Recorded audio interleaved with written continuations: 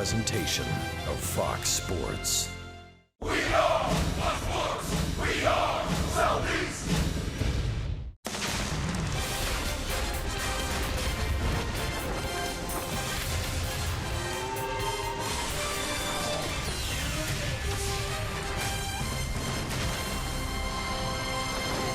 As the calendar turns to the month of August, we join you from SunTrust Park. Boy, it's great to be back home after an 11-game road trip.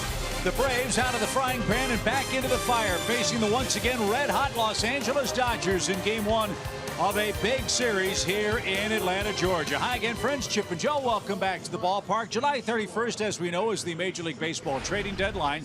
The Braves didn't make any trades yesterday, but today, Joe, a lot of new faces in different places on Brian Snitker's lineup card as we face the Dodgers tonight. Pretty exciting stuff because, once again, the Braves have tapped that golden minor league system they have with so many different prospects. Well, one's going to make his major league pitching debut today, and he's a local guy out of Brookwood High School. That's Lucas Sims, #1 back in 2012. This year he really began to find himself, especially over the last month or so. 7-4, 3.75 ERA, and was leading the International League in strikeouts. He's got a good fastball, and he's got an excellent curve. So that's one of two Braves making his debut tonight. The other one is a man we've heard a lot about for a long time. It's Ozzie Albies getting the start at second base tonight. He's been in the top 5 in prospects for the Braves for a long time, and many years he was the #1 prospect. This year for him at Gwinnett, a 285 average, 38 extra base hits. He was leading their team in home runs, if you can believe that. He's quite a find in terms of where he came from. Another prospect and good baseball player out of Curacao. We know the future looks very bright for the Braves. The present looks pretty bright too. It's a beautiful night for baseball. The Braves played the Dodgers tough in LA. They'll try to do it again at home tonight.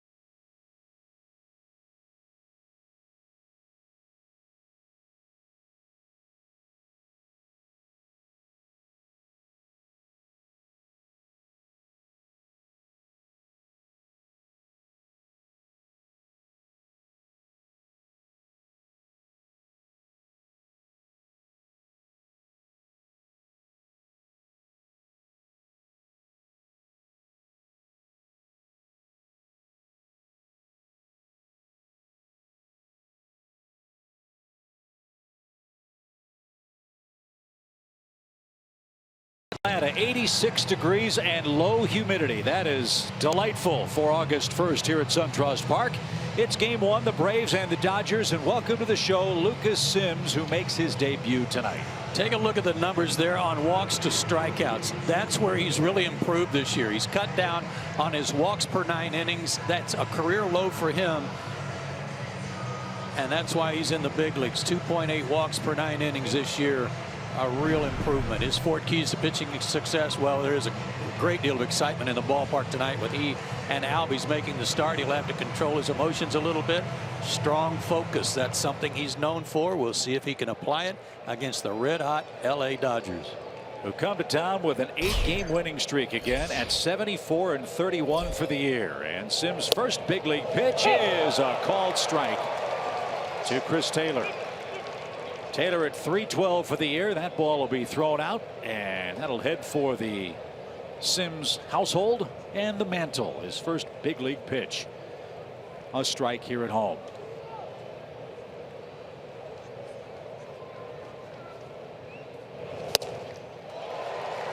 Right on by Taylor. No balls, 2 strikes. Taylor is a real good test for Lucas Sims right out of the chute. He led the National League in batting average in July. He hit .394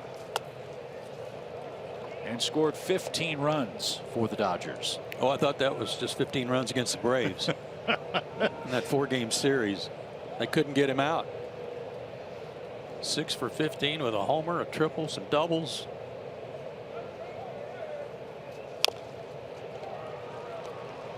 And that was the most surprising thing about the Dodger team, with all the good young talent and all the big names, the Seagers of the world, the Bellingers of the world, Jock Peterson, Yasiel Puig. It was guys like Taylor that did an awful lot of damage to the Braves in that 4-game split.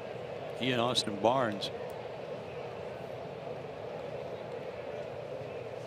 The 1-2 pitch missed up and in. And the count's even to Taylor. 2 balls, 2 strikes. The Dodgers score a lot of runs. They have runners all over the place usually. I believe LA leads the league in walks. The 2-2 pitch is hit towards center.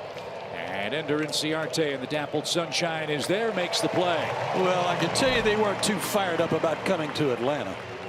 Right. The LA Dodgers had themselves quite a month of July. They went 20-3, and since July 4th, they're 19-2. You know who those 2 losses were to? The Bravos. So they know what they're up against here. So as our stat man Chan Hartzog wrote on his whiteboard so eloquently, the Braves own them so far in 2017. Compared to the rest of the league, they went 0-17 against them since July 4th. Braves do. Here's Corey Seager, the terrifically talented Dodger shortstop. Seager with 3 consecutive 3-hit games for LA. And off speed, he fouled it at the plate. Good curveball, something he's known for.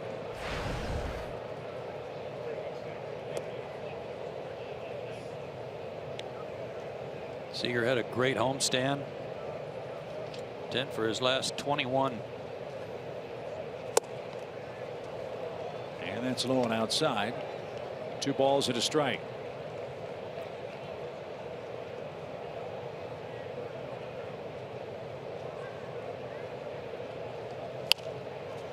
Take me back, Joe, to your first big league game.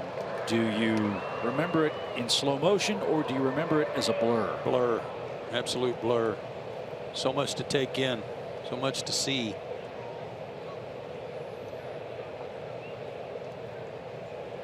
And Luca's doing it before friends and family here in Atlanta. Yeah, I can't imagine the feelings that are going through him, having grown up in the metro Atlanta area, drafted #1 by your hometown team, and now pitching in the big leagues for them. Popped up by Seager, left side. Camargo drifts out. He says he's got it. 2 outs. So a couple of new faces for the Braves, and a couple of faces in unfamiliar places for the Braves tonight. Danny Santana gets the start at third base. Freddie Freeman back across the diamond at first. And look, Joe, who's playing left field tonight. Yeah, I think you'll see Freddie at first base for a while. I really do. Matt Adams has played a few games, a handful of games with the Cardinals out there. So he's got to adjust to that. Santana is an infielder by trade, so that's nothing new to him. So here's Justin Turner, second in the league in hitting at .356. He's dropped a few points, just 3 for his last 18.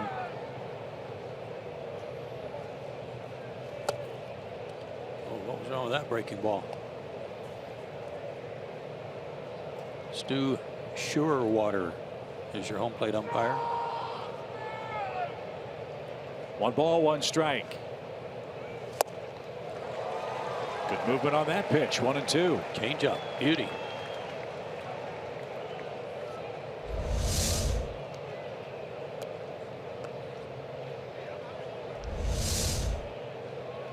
So he's got Turner set up. Turner's only struck out 35 times this year.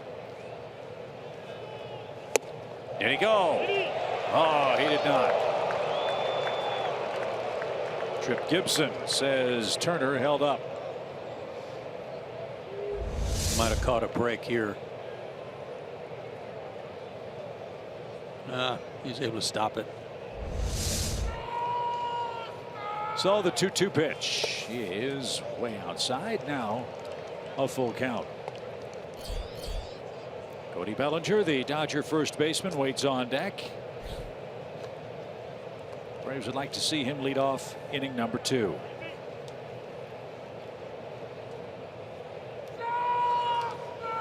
Now the payoff is lined into right field. Another hit for Justin Turner. And Bellinger will come up with a man aboard. Turner has an excellent eye, and as I said, he is a tough guy to strike out, and he served that one nicely into right field. Slider. Not a bad pitch on 3-2, but good hitting. And speaking of good hitting, this is a real good middle of the order for Los Angeles. Bellinger with 28 homers, Jock Peterson with 11, Logan Forsythe struggling a bit with 6 hits in his last 31, and then you've got Puig hitting 8th with 19 homers.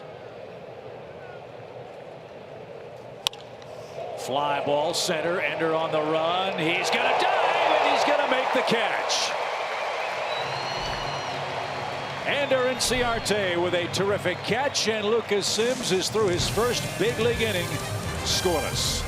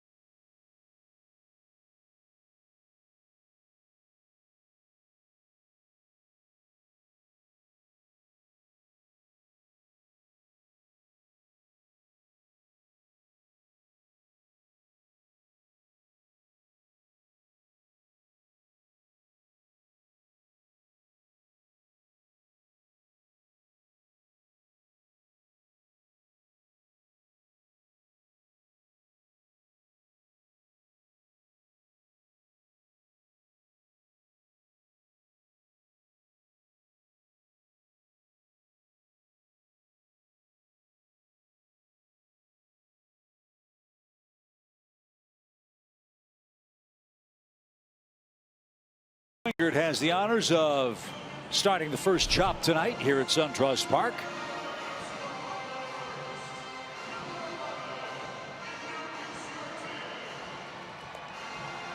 And Notice Nick Green is not involved in any kind of selfies after we shamed him the last time he was out there with Jerome. So nice job, Nick. Way to go, Kelsey. And way to go, Lucas Sims. His first big league inning. He retired the Dodgers without giving up a run. Now it's Kenta Maeda, the Japanese import, in his second year with the Dodgers this season. He had a great year last year. Went 16-11 with a 3.5 ERA. His last 3 starts, he's gotten on track. A 3-0 record. Only 5 walks and 12 strikeouts. However, none of those starts has he gone more than 5 innings. They're really being careful with him. So Ender Inciarte greets him first in the first, and the first pitch hit toward Bellinger at first base. Nice scoop, and the race to the bag retires Ender on 1 pitch. Well, needless to say, Joe, the Braves could use a win. It was a very disappointing finish to the road trip, a disappointing series in Philadelphia. The Braves were swept, not because they didn't have offensive chances, but they couldn't cash those chances in with any regularity at all. Exactly right, Chip. 50 men left on base during this 5-game losing streak. And really over the last 9 games, Braves have lost 7 of 8, but the last 9 games they're hitting $162 with runners in scoring position. And they've had a lot of those opportunities, like you said. Danny Santana gets the start at third base tonight. Danny had a terrific game in Philadelphia yesterday. He tripled, doubled, and singled in his last 3 at bats and scored a couple of Atlanta's 6 runs.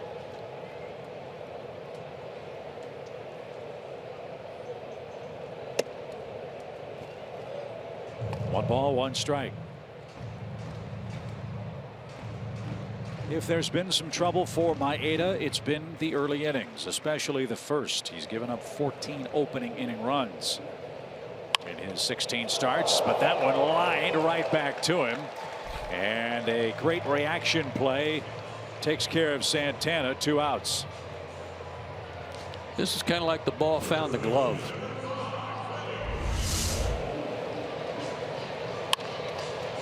But it also shows to you the ability of a pitcher to react when he squares up on his follow through and assumes a fielding position. He's 29 years old, 6'1", 190, out of Osaka. Had great numbers in Japan, 97 and 67 with a 2.39 ERA. He'll face Freddie Freeman. Joe, was Freddie's move to first base today a result at all of his shoulder problems that we saw yesterday? No, had nothing to do with it. He said his shoulder's fine. He just couldn't get it loose yesterday. Said he even went to the cage and between innings and tried to throw and loosen it up. It just wasn't loose. But that had nothing to do with it. That's good to hear, and hopefully he'll have a good night tonight. He hit a homer against the Dodgers out west and took that one way upstairs for ball 3. My impression, though, is that except for an isolated game or 2 along the way where it makes sense for him to play third, I think he's back at first.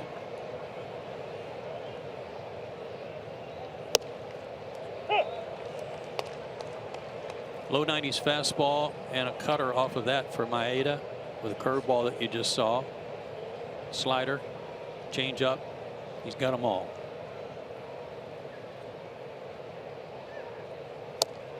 And he just walked Freddie Freeman with 2 outs. The Dodgers will take their chances with left fielder Matt Adams. Boy, that sounds strange to say for the Braves. Matt has played, as Joe said, a handful of games in the outfield. He had 7 games with the Cardinals in left. So we'll see how he fares in the absence of Matt Kemp, who's on the disabled list with a hamstring issue. Well, you saw Camargo range way out into left field to catch that pop up in the first inning, top of the first. He'll allow Camargo and Inciarte to catch anything they can get, I'm sure. Matt had 8 hits on the trip, including a homer, and he just took a strike. Matt's average 283, 16 homers, 49 knocked in.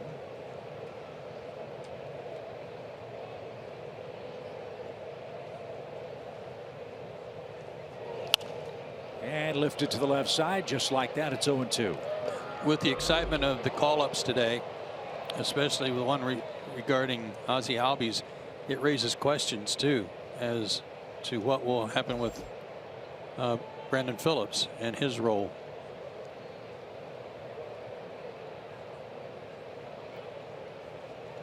No balls, 2 strikes, and Adams went fishing, didn't get it. And the Dodgers pitch around Freddie Freeman, and Maeda has a scoreless first inning.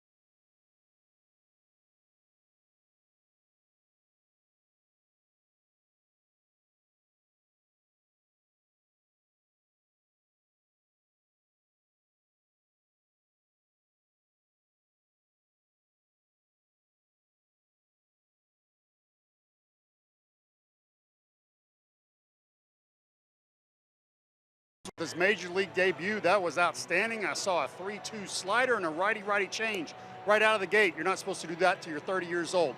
What's the message on this guy? Well, John Coppolella says he is an incredible competitor. Brian Bridges, scouting director, says he's a tremendous athlete. I got to tell you this, guys, I really like what I see. And talking to his teammate Sean Newcomb, he said he's a good guy, but do not talk to him on game day because he is focused, almost angry, ready to go. And in that locker room, I can tell you that he was pacing, sitting in his chair, could not wait to get out on that hill. A competitor. Guys, back to you. Hey, you know what, Bertie? He reminds me a little bit of Kevin Brown, how we used to see him stalk around the mound a little bit. That's a great call, and he was like that in the locker room. I mean, he was pacing, and somebody was going to say congratulations. Somebody warned him. They said, get away, don't talk to him. Well, I've got a question for you after the first pitch to Jock Peterson, Paul, and that's in for a strike. Number one, do you remember your debut? And number two, are the butterflies gone for him now after 1 inning? You know, everybody's different. You know, Joe said his was kind of a dream. My first pitch, I don't remember breathing. My body was numb, and I actually threw a strike on the outside corner, but I don't know how I did it. You know, I was in a fog. But then you start to settle in, and you stop looking at the top deck, and you realize that the catcher is the same distance away it has been your whole life, and you start to settle in. That was my experience. I think Lucas, the way he's pitching tells me he's not phased at all. He's an animal going right after people. Working quickly and throwing strikes. He's ahead of Peterson 1-2. Peterson at 243 for Los Angeles, and here it comes. That's too high.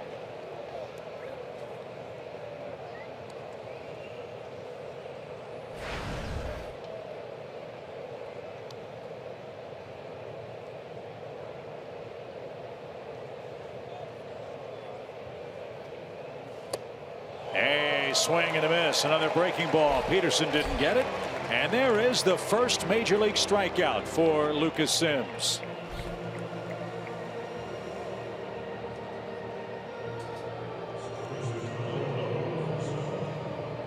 So already a couple of souvenirs for Lucas tonight. Breaking ball, and it worked.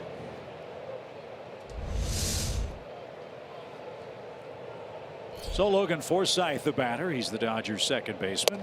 And a First pitch fastball for a strike. Tell you what, he's not just coming up here and heaving heat. He's mixing them up. Well, he's coming up on the heels of some good outings too, Chip. His last 4 starts, a 1-1 mark with a 2.48 ERA and 36 strikeouts in 25+ innings.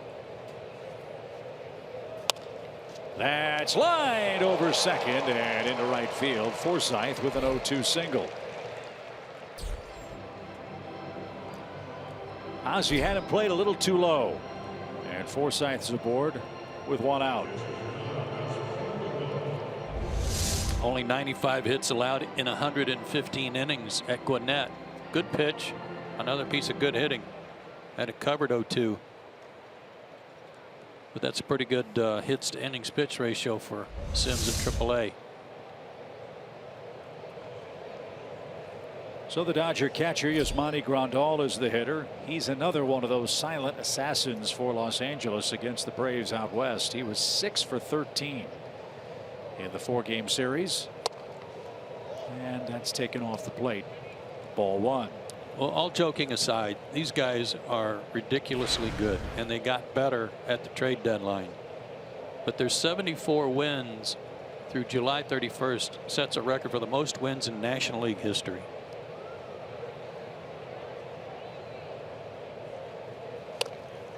A bunt try is foul, even count. And they win games in bunches too. It's not like they're just winning series. They're sweeping series and then sweeping the next one and then taking 2 out of 3. Yep. And Dave Roberts has a real juggernaut in Los Angeles. Dodgers have won 39 of their last 45 games. That's why the series for the Braves out there was so promising. Winning the first 2, they lost the last game in extra innings after Matt Adams had hit that game-tying homer in the 9th.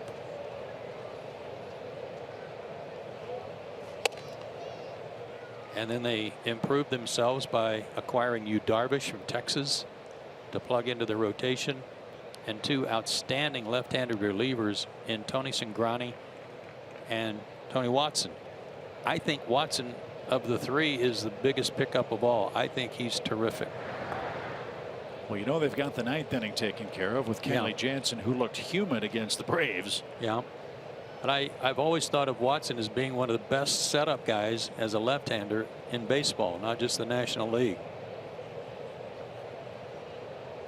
2 balls and a strike. Forsythe the lead at first. And up and away. Well, that's a deal that the Dodgers made not to win the West. Barring disaster, they're going to do that. That deal for Cingrani and Watson in particular had everything to do with their potential playoff opponents in National League play.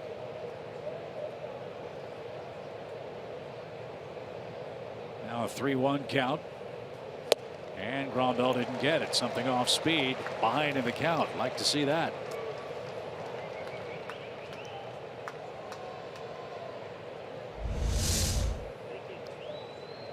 It's kind of the same pitch that he struck Peterson out on.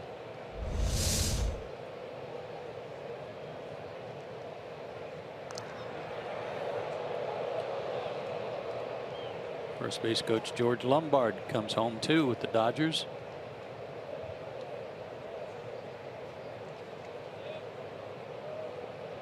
Grandal's hit to 8 double plays this season. Now the payoff pitch. Forsythe's running. It is fouled away. Very busy July 31st trading deadline yesterday. Here are the acquisitions for Los Angeles, and indeed that headline sums it up. The rich do indeed get richer. Absolutely. And I don't mean to act like Tony Cingrani's not a huge pickup for them too. He is, averaging a strikeout per 9 innings. Again the payoff, and a swing and a miss. The throw to second on the money, and in time. Strike him out, throw him out, double play ends the Dodgers' second. Flowers, Markakis, and Ozzie Albies will bat for the first time in the big leagues next.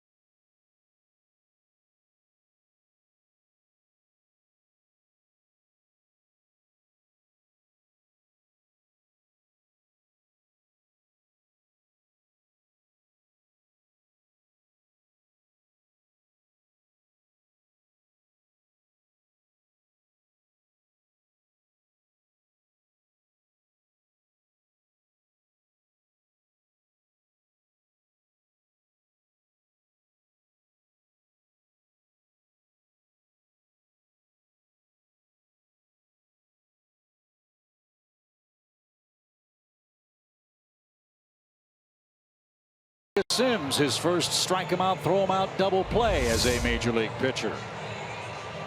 Oh boy, was that a good changeup. Whoa. Full count changeup with the guy running. Got him by a mile or so. And Forsythe got spiked. Yeah. He'll be all right. He wouldn't have gotten his hand spiked if he'd gone in feet first. Yes, he would have. Just You're right. You're correct. He would not have. But he's all right. He's going to stay in, and Tyler Flowers will lead off the Braves second. Flowers, Markakis, and Ozzie Albies.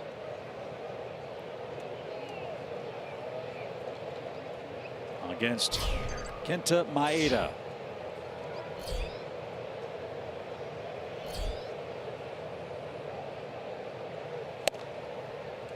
And that's upstairs for Tyler. 1 ball, no strikes. Tyler had a good road trip. Hit 364 with a homer.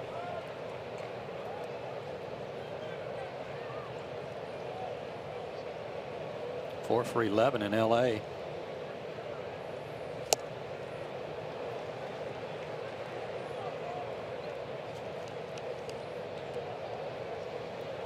It will be a barrage of put a little on, take a little off tonight from Maeda. Fastball tops out at about 93.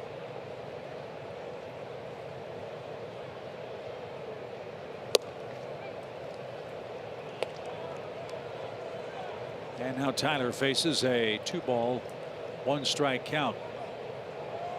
I think it'll be interesting to see what the Dodgers do with Maeda come postseason time.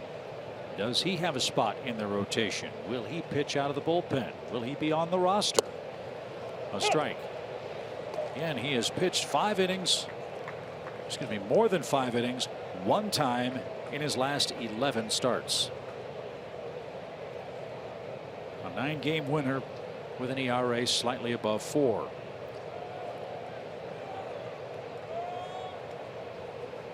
The 2-2 pitch is cut on and missed. 94-mile-an-hour fastball retires Flowers. See, and that's why he's effective. He threw him like a slider, then a real slow curve, and then his best Tuesday evening fastball. So tonight we're going to say he tops out at 94, not 93. Well, this is an historic night for the Braves with the debuts of Lucas Sims and Ozzie Albies. Hopefully a little personal history for Nick Markakis as well. He enters tonight's action needing just 2 hits to get to 2,000 in the big leagues. And a strike. Nick's gotten hot at the plate at the right time. 8 hits in his last 13 at bats. Hit 324 on the trip.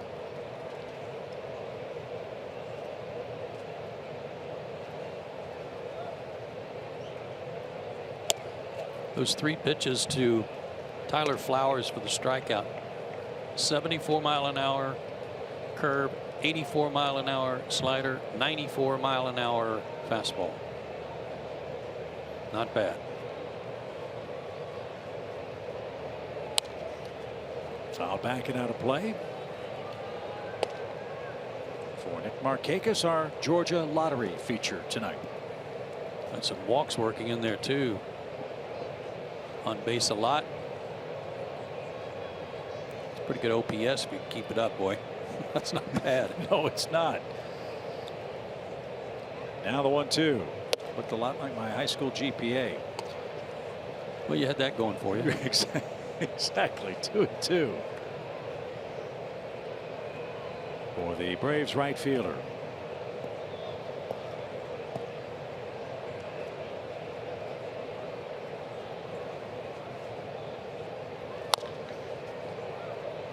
Let's not forget Nick's from Woodstock.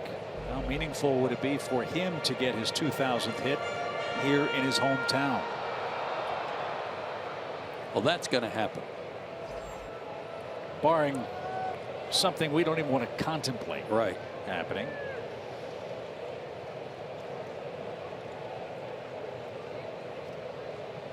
The last Brave to get to 2,000 hits, A.J. Pierzynski, who did it last year. And the 2-2 pitch is hit high in the air toward left. Taylor going back, but Park's going to hold it. And well shy of the track. There's the second out. So soak this in. Ozzie Albies headed to the plate as a big leaguer for the first time.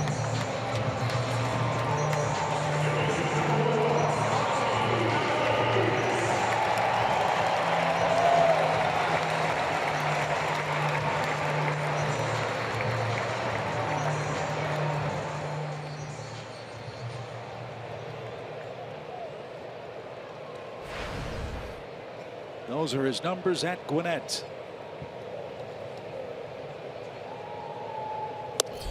And he sees a strike.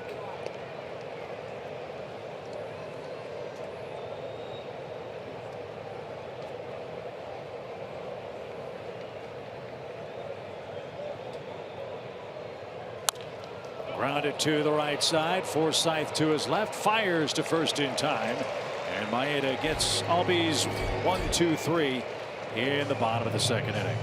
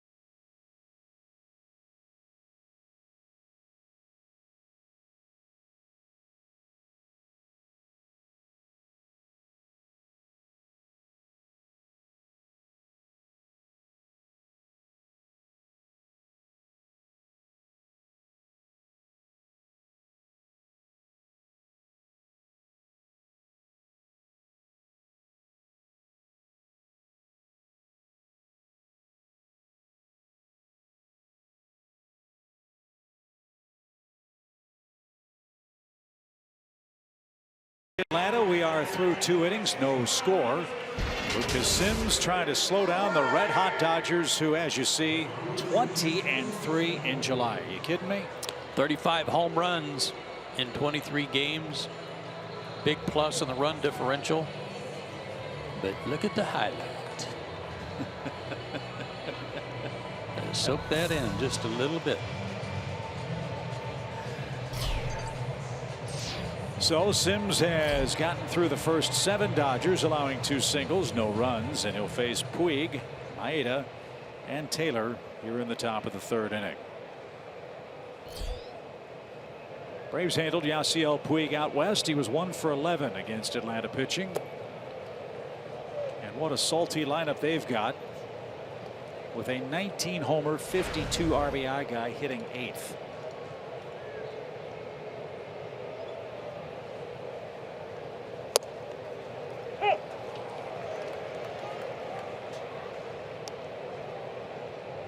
Puig had a 9 for 31 homestand for LA, drove in 5 runs in that stretch. His 27th multi-hit game came Sunday, and that one's over the screen and out of play.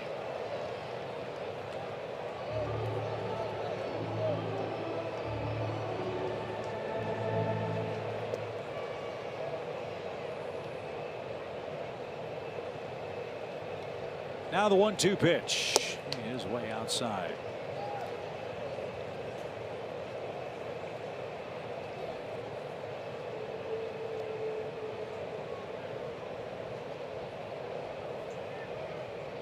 Lucas ready, rocks and fires, and a shot toward third, and Santana can't corral that. Puig on his way to second. They'll run on Adams, and he slides in with a 2-base hit. And that's how the Dodger 3rd starts.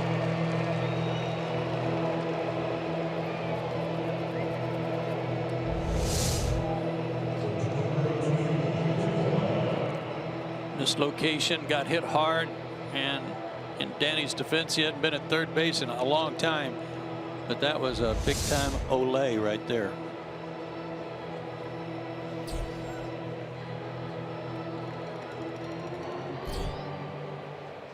Puig looks like he's got some discomfort as he made his slide into second. So now Sims will face Maeda, who's batting 154 on the year. He's 4 for 26. Interesting note on Maeda, he hasn't struck out yet this season.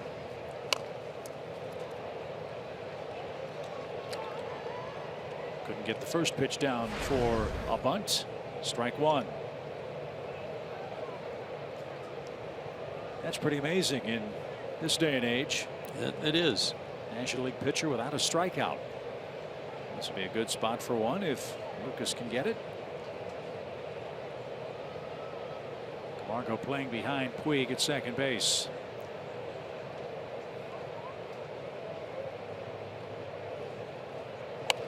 There's the bunt, popped up, and Tyler picks it off.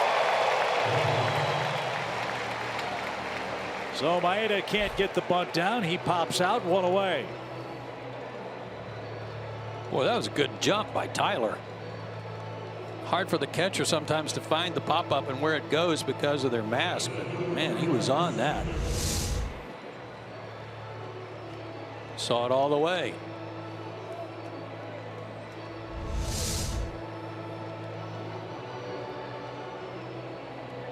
So Puig still anchored at second base, but now there's one out. Here's Taylor. He flied out to center to start the game. The Dodgers have certainly drafted well. They have developed well. They have all the financial wherewithal to go get whoever they want. Boy, they've made some good trades too. And Taylor's certainly applicable in that category.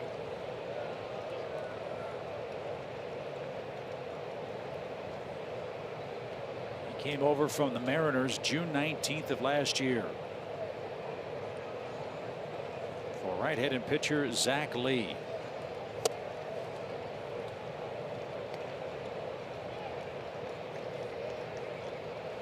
His third base coach, Chris Woodward, knew him in Seattle when he was coaching there. Made a strong recommendation for him. Chris spent a little time in a Braves uniform too. Sure did. 1-1 and out of play. So what's the difference with Chris Taylor? Last year with the Dodgers, 34 games, a .207 average. This year with the Dodgers, hitting .312 and led the National League with a .394 mark last month. He says it has to do with his change in stance and a little leg kick that gets his swing started. It's generated more bat speed. Spent a lot of time in the offseason studying guys with high leg kicks, including his own teammate Turner. That buzzed the tower. 2 balls, 2 strikes. His isn't as pronounced as, say, Ryan Zimmerman or even Justin Turner, but he's employed that with great benefit.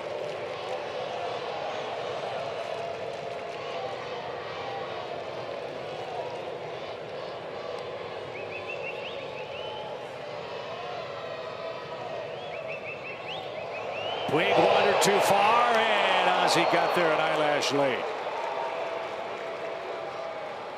He was going.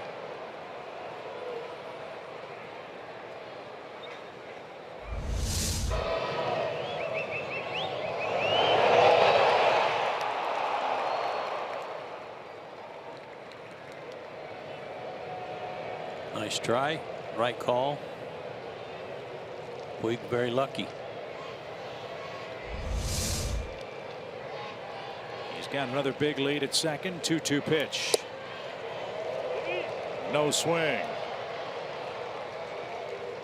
Looked pretty close to that outside corner too.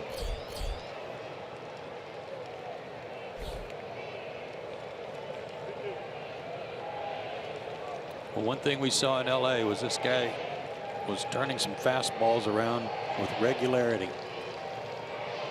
Got a base open. Be careful on this 3-2.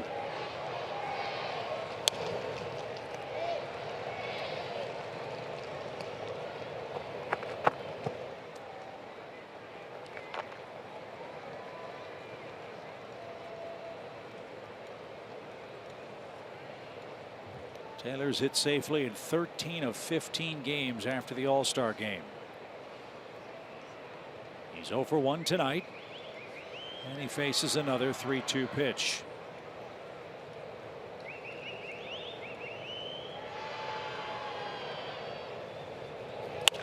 Line into the left field corner, and the Dodgers will take a 1-0 lead. Puig will score. Taylor stops at second. It's 1-0 Los Angeles. I don't think it was a fastball, but it was something up. And Taylor continues to do damage to Atlanta. Slider. But right in the middle of the plate.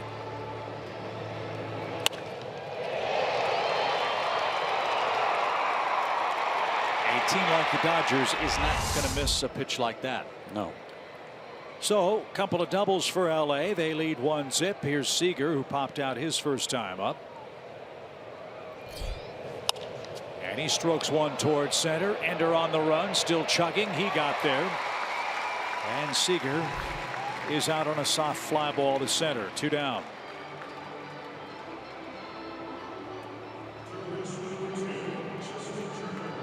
But you're not out of the woods yet. Here's Justin Turner. No, you're not out of the woods, no matter where you are in their lineup. Good point.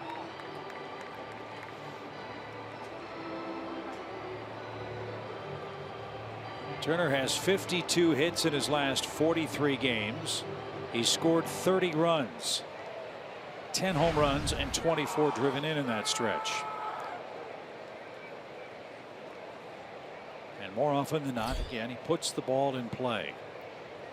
That's how you hit 358. And that one missed high, ball 1.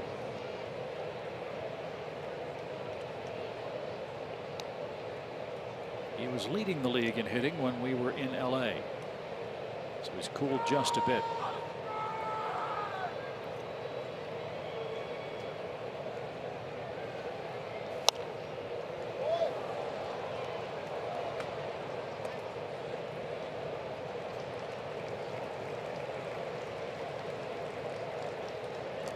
He sat out a game in that series in Los Angeles, and I don't remember why. Respiratory problem? Oh, that's right. Yeah, they little bug. Uh-huh.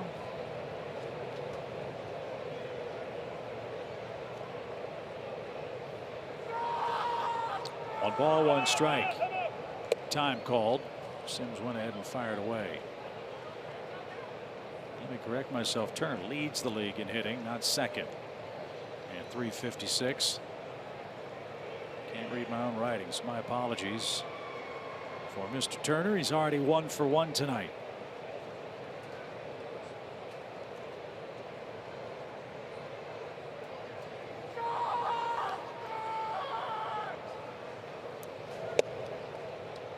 Few pitches up in this inning.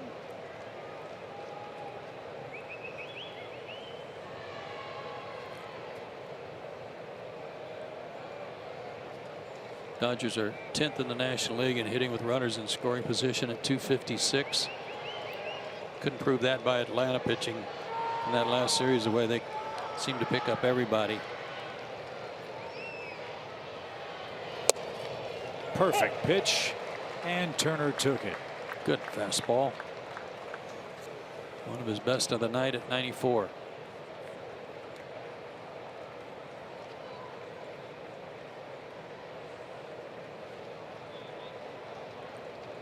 Let's see how Lucas attacks Justin Turner here with an even count.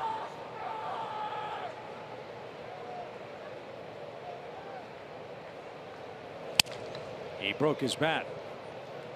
Gosh, that looked like a hit or be hit pitch.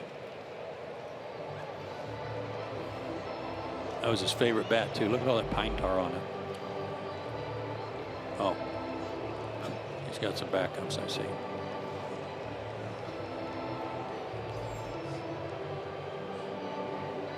John Holland and Fred will have some work to do on that uni tonight. Well, it must be a Dodger thing, because Matt Kemp has the same problem when he's healthy with his bat on the back of his uniform.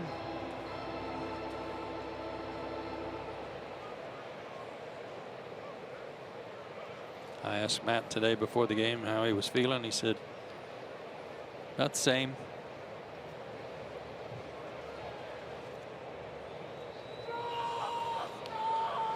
Two balls, two strikes again. Turner with a new bat. Lifts that one towards center. Ender on the run, drifts back and has room. And Sims can live with one. He gives up the RBI double to Chris Taylor. That scores Yasiel Puig, and we head to the home third.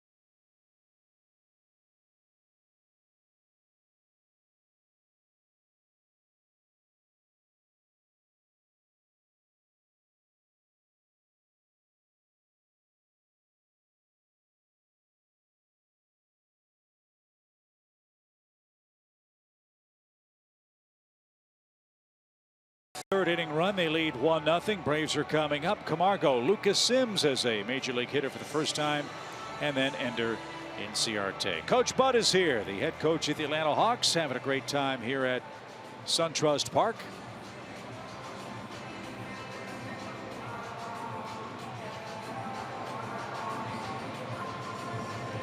Great night. Big crowd come home to also. A lot of folks out in the Hank Aaron Terrace today. Not a bad seat in the house. And I don't know about you, I took great pleasure in taking my entire suitcase, opening the top of the washing machine, and just dumping the contents in this morning. Well done. How'd your shoes make out?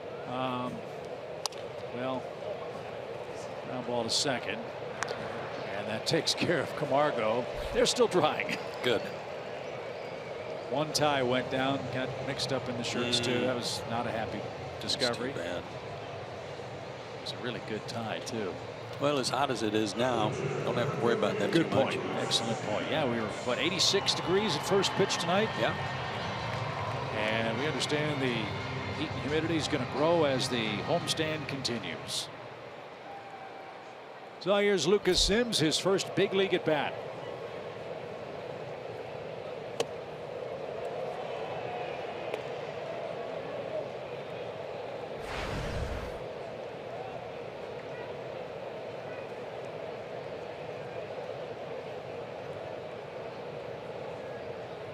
I think Grandal's asking him, why'd you throw me a changeup on a 3-2 count?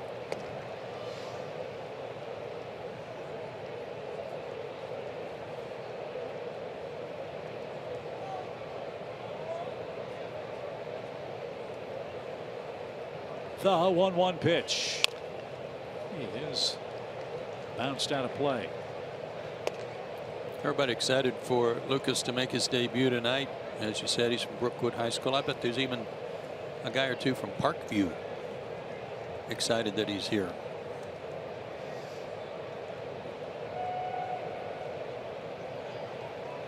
The 1-ball, 2-strike pitch. And another bouncer toward the Dodger dugout and into it.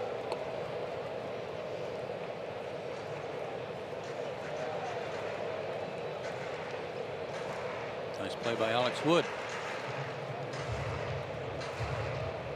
He'll pitch here on Thursday. Coming for Alex. Now Maeda ready is 1-2 again. He is caught on and missed. 93-mile-an-hour fastball. He's got 3 strikeouts. He has yet to allow a hit. And he begins his second trip through the Braves order with Ender Inciarte and 2 outs. Good swing by Sims, though. Took a good hack at it.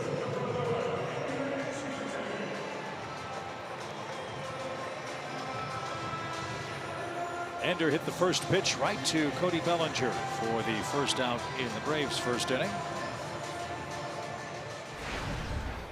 Ender had a 10-for-47 road trip. A 213 mark. Took a pitch there and is behind in the count.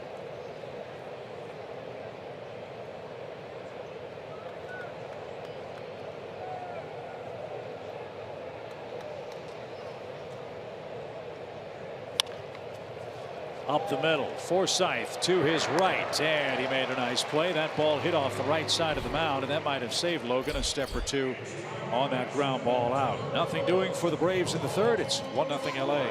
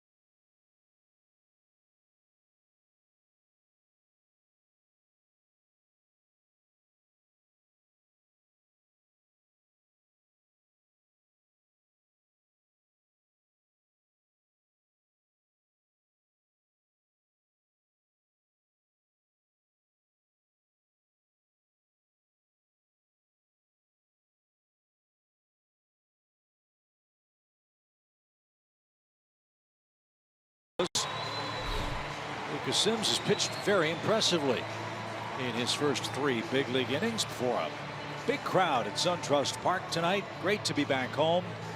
2 more with Los Angeles. We've got the Marlins coming to town. And a couple of games with the Phillies before we hit the road again here in the early days of August. Can you believe it? 2017. Here's Bellinger. Ender robbed him with a tumbling catch to end the top of the first inning. And a strike.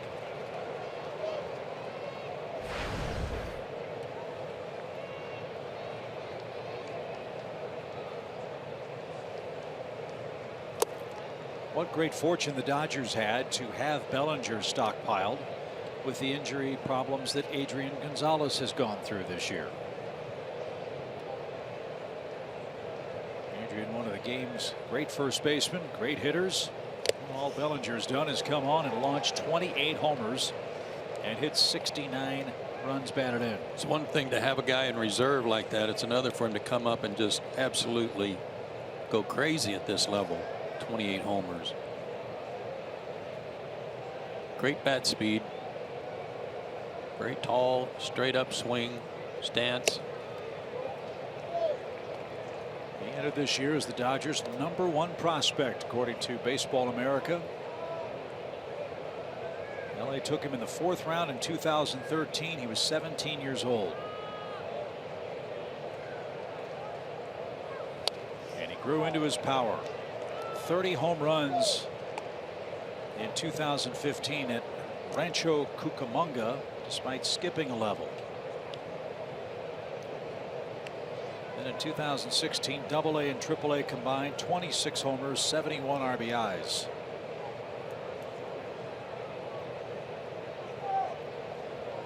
The 2-2 pitch. Caught on and missed, or I should say fouled away.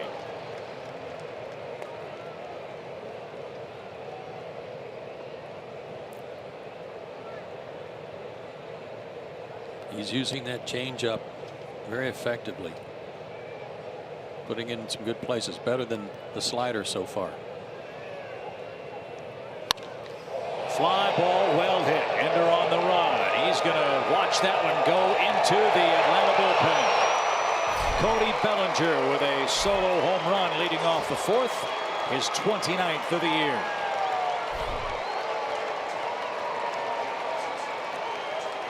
At first glance, it looked like Ender thought he had a play, but that ball found another gear.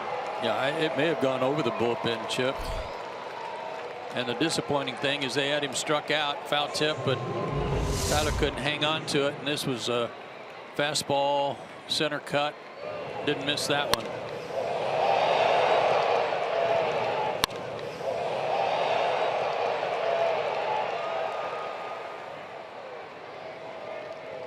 Nope, you're right at the base of the wall. So LA 2 runs on 5 hits. And the first homer Lucas Sims has allowed in the big leagues. He gave up 19 of them at Gwinnett in 19 starts.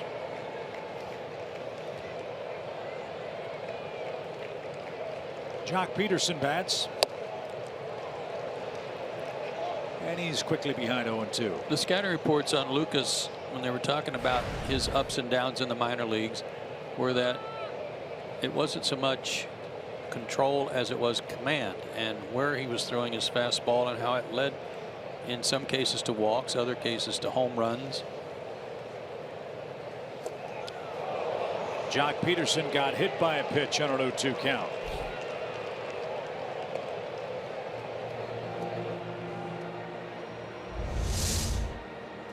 Breaking ball.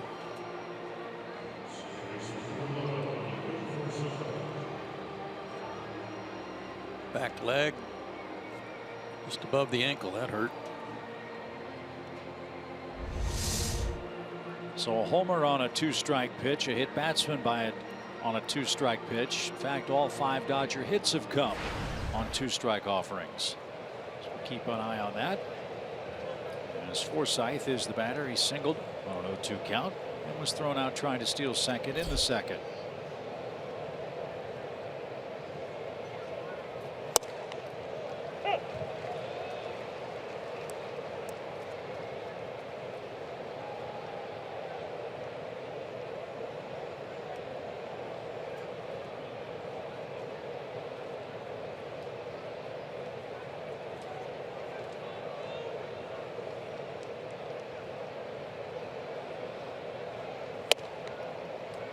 Good pitch. Just missed.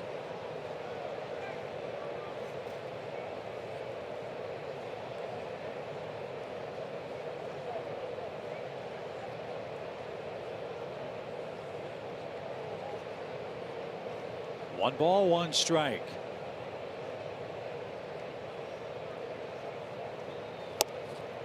That caught a corner. And now Forsythe in a 1-2 count. Chris Taylor doubled home Puig in the 3rd. Bellinger led off this 4th inning with a homer. Peterson's at first after being hit by a pitch. And a snap throw to first. Got it. Picked him off. Jock Peterson picked off. The Dodgers, though, might take a look. Man, that was a snappy turn. Quick tag by Freddie.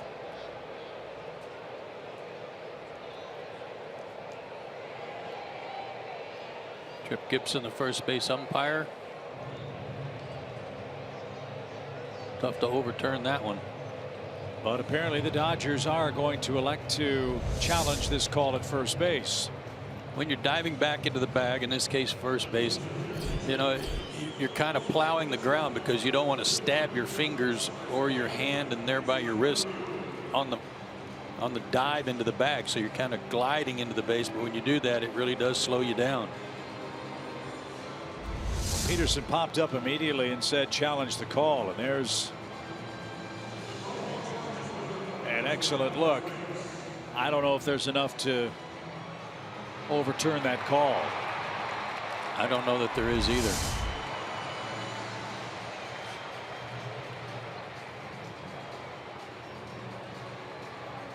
So the Braves nearly picked off Puig earlier tonight. They've picked off Peterson for the moment, pending the outcome of this challenge and review by New York.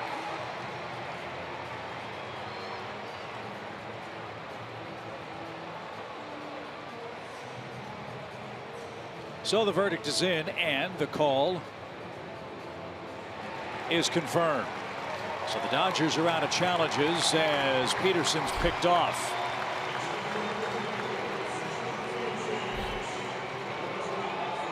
Good move. So 1 in, 1 out now. And Logan Forsythe will face a 1-2 count.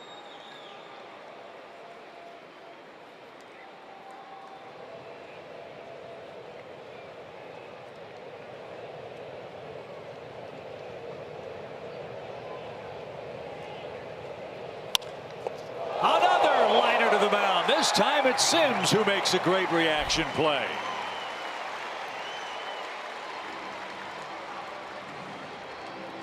Well, those are even by the starters. Yeah. This one was almost by him.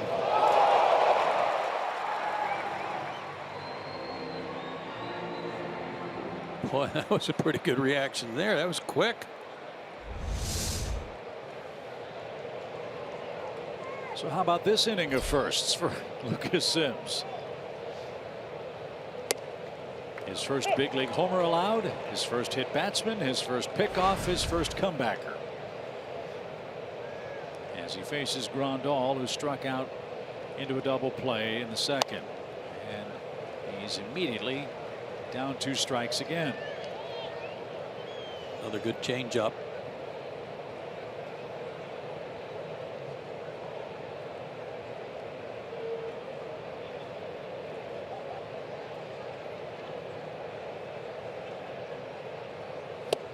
He just struck him out with a fastball. A leadoff homer for Bellinger gets the 4th inning underway, but then Sims recovered, and it's 2-0 after 3.5.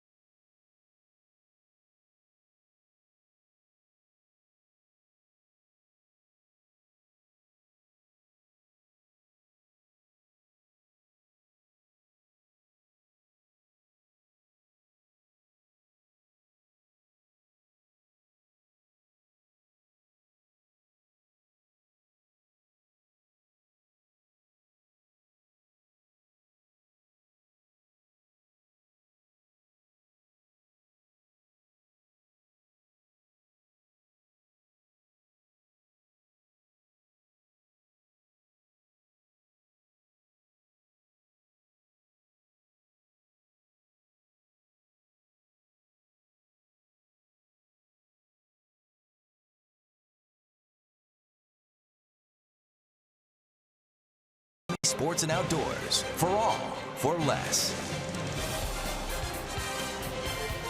Los Angeles leads the Braves 2-0 after 3.5 innings. Before the Braves get something going here in the fourth, let's take a look at tonight's SunTrust Confidence Play of the game. Braves have played great at home against the National League West. Remember that 4-game sweep of the Padres to start the season. First games at home at SunTrust Park. Great offense, excellent ERA. Hopefully more of the same tonight. They're going to have to do it in a comeback fashion tonight against the Dodgers. Oddly enough, the Dodgers have only played 3 games against the National League East on the road, and that was a 3-game sweep of the Miami Marlins. And if memory serves, that was the first series right after the All-Star game. It was. So Danny Santana leads off for Atlanta. Braves don't have a hit yet. And as we've said, Maeda has been a 5-and-fly guy virtually all year long for Los Angeles. He's pitched more than 5 innings once in his last 11 starting assignments. He had a 5.06 ERA in the first 3 innings of his games collectively. And after that, he gets a whole lot tougher. So Kevin Seitzer's bunch has their hands full here in the 4th, 5th, and 6th innings. Right guys are up though. Santana, Freeman, and Adams. And up and away. Ball 2.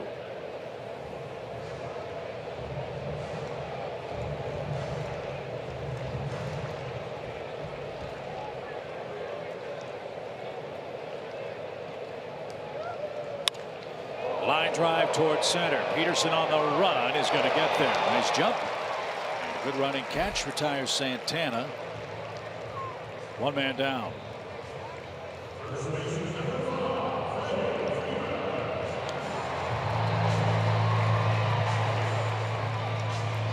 Maeda was on the disabled list from May 11th to the 25th with a left hamstring tightness. That's why this is only his 17th start of the year.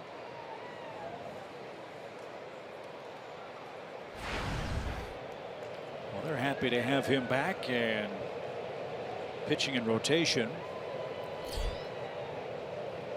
as Freddie takes downstairs. But there's one very big name they can't wait to get back, and that's the man that got hurt in Los Angeles when the Braves were there. That, of course, their superstar Clayton Kershaw. Kershaw hurt his back out west. Pitched just 1 inning against the Braves and then had to come out, and immediately then went to the disabled list. We're told it's 4 to 6 weeks at the earliest before Kershaw can come back. And out of play by Freeman. Even count. 1 ball, 1 strike. And for the Dodgers, if you are looking for silver linings when a player of Clayton Kershaw's caliber goes to the DL, look no further than the standings.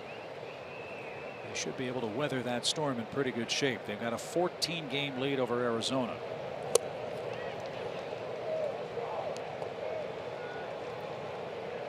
And they have an 11-game lead over Washington for the best record in the National League. That's a nice advantage, wouldn't you say? You bet.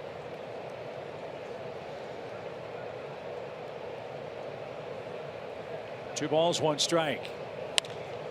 A little pop, and that should be caught. It will be. Seager's got it. Freeman's retired. He's 0 for 1. And again, Maeda has not allowed a hit. He's retired the last 9 Braves in order. The only blemish, the walk to Freeman with 2 outs in the opening inning. Last start was against the Twins at home. That 5-inning stint again, 5 hits, 1 earned run, 2 walks and 4 strikeouts. Now the thing about his last 3 starts, even though he's only gone 5 innings, is that he has not allowed more than 1 earned run in any of those.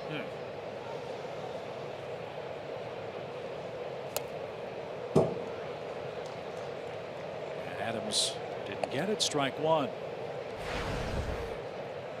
Well, I think you touched on a great point earlier on. Here we are in August, and the Braves at 48-56 for the year. Clearly hoping to put together a playoff run in the final 2 months, which is going to be extremely difficult with all the teams that they have in front of them.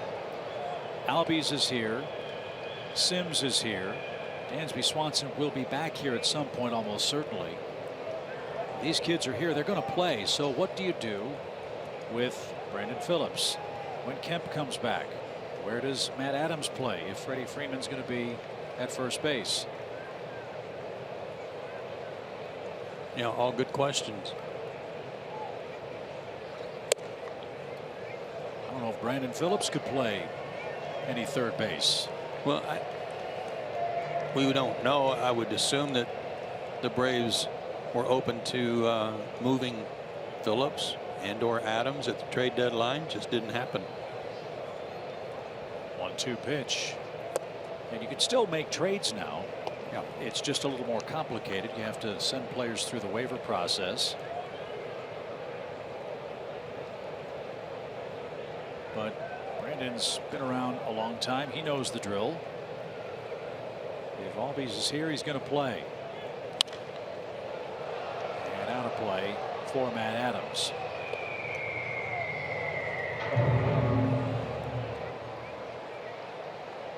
Hard to wipe the smile off your face that first day in the big leagues. 15th man from Curacao to play in the big leagues. 5 of them have played with the Braves.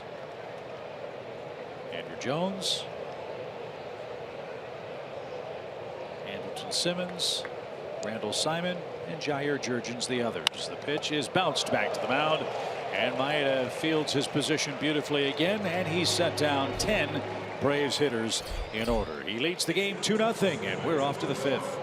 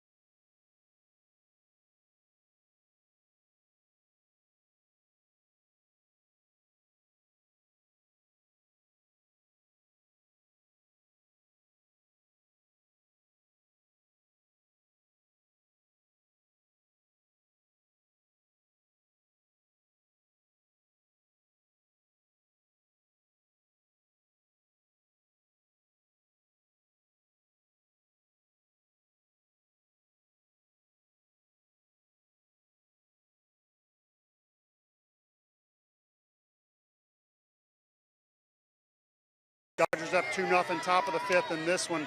Lucas Sims with his major league debut. He has been exactly what has been billed, an athlete that's fielding his position, picking guys off. But here's what I really love about him. He's got 4 pitches and he's fearless. They're not just 4 average pitches. They're very, very good, giving guys different looks. I've really enjoyed watching him throw tonight, guys. Back to you. Yeah, he's looked good, Paul. Seems comfortable on the mound. I just like that he's attacking these hitters. He does not, as Paul said, look intimidated by them at all. No, he's done great. And guys, I was talking to Nick Green earlier, who's seen him in Gwinnett, and he said he's seen him give up back-to-back home runs.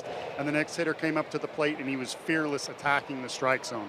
That tells me that he's not afraid. He is got a fastball, doesn't have a lot of movement, so he may give up the long ball from time to time. But I love his competitiveness. He got Puig to foul that one away. 1 ball, 2 strikes. Puig doubled in the 3rd inning for the 3rd Dodger hit. He scored the first LA run when Taylor brought him home with a 2-bagger of his own.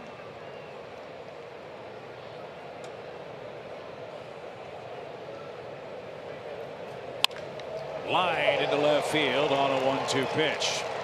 So Lucas is getting to 2 strikes, but pretty consistently hasn't been able to put the Dodgers away. All their hits have come with 2 strike counts tonight. 2 hard hit balls by Puig. You can see how watch Tyler's glove. He's having to reach way across from where he was set up. That was just a mislocation.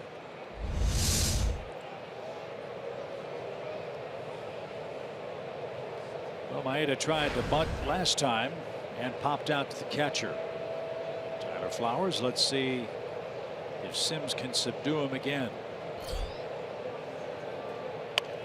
There's the bunt. And Freeman calls him off. The flip to first with Albies covering is in time. Good sacrifice. And Taylor hits with another runner at second base. So Flowers out to talk to Sims. Make sure they're on the same page. New set of signs perhaps, as he's pushing toward 80 pitches on the night. Brian Snitker very familiar with Lucas Sims. Grew up with his son Troy. Brian's son Troy. So Sims was over at the house quite a bit. Brian has been a big fan of Lucas Sims for a long time. Lucas, a first-round pick by the Braves 5 years ago. The organizational pitcher of the year in 2013. And really an amazing story considering just a couple of years ago he was part of that Carolina team that was injured in that bus accident that could have been so tragic, and thankfully was not.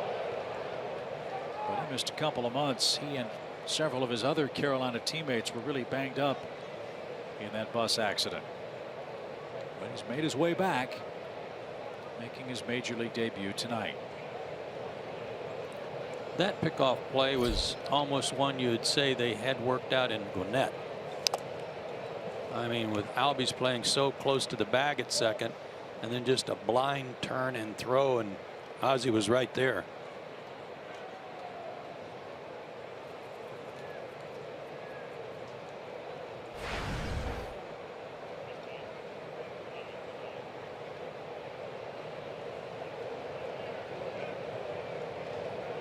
Part of Chris Taylor's magic against the Braves came Saturday in Los Angeles. The second Dodger in 117 years to triple and homer in a game in which he didn't start.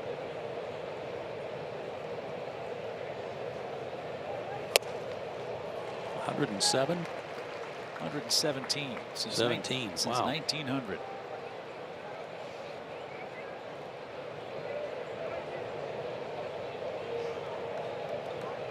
Another good 94 heater. Taylor couldn't catch up to that one. And here we are at 0-2 again.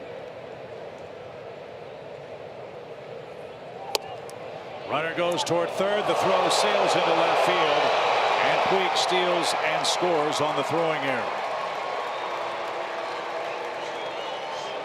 Well, as you said, Joe, he was itching to steal back in the third inning. Finally got loose and got home to make it 3-0. I wonder if Taylor kind of got in the way here for Tyler. He stepped back behind him, but as you have to do with a right-handed hitter, that one really took off on him.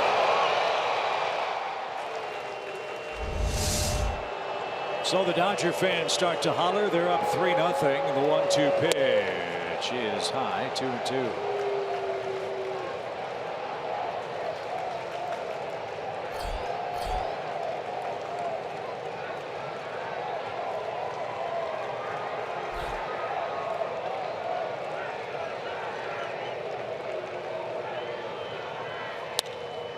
Lifted toward right, and Nick backpedals and a couple of steps shy of the track, hauls it in. Taylor's retired, 2 outs.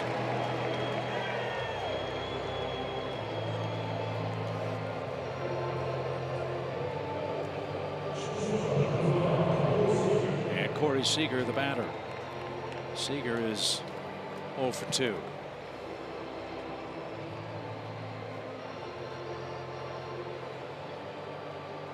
Seager was the Rookie of the Year last year, one of 17 in Dodger franchise history. Pretty good bet that Bellinger is going to be number 18 this year. And they happen in bunches for Well, they the sure Dodgers. do. They get a streak going and they don't quit. That's back up the middle. Sims with a bare hand recovers and throws to first.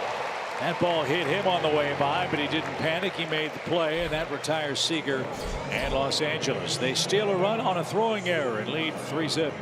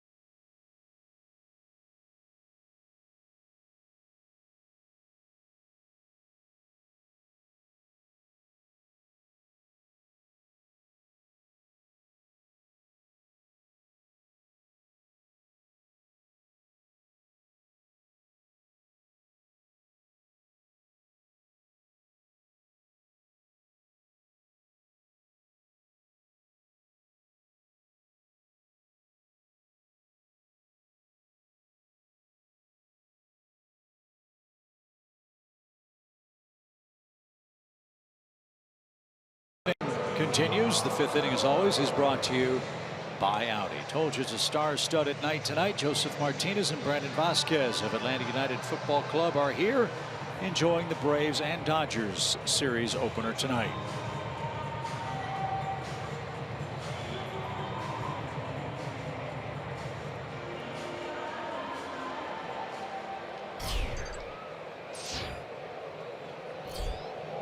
Time to get some hits.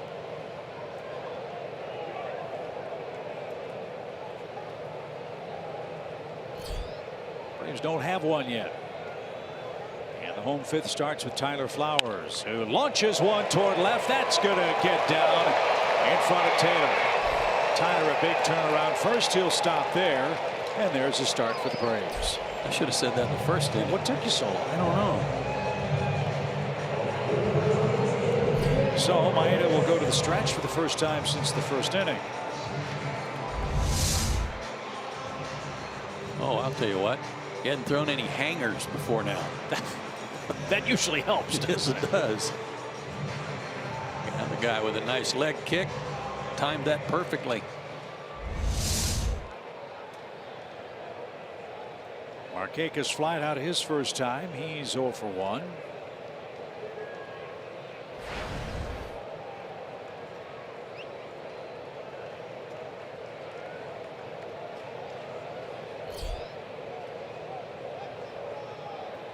And up and away.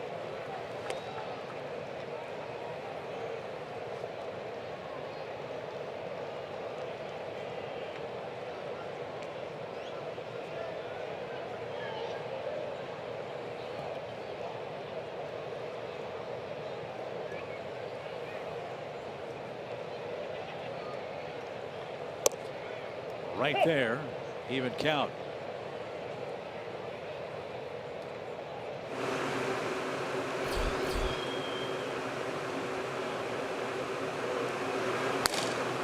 Beginning to loosen up in case the pitcher spot comes up. Hope it does. The Braves have a rally working here. They've got a man at first, nobody out in the fifth, which has been the fateful inning for Maeda quite often, as we've said so far tonight. 2 balls and a strike.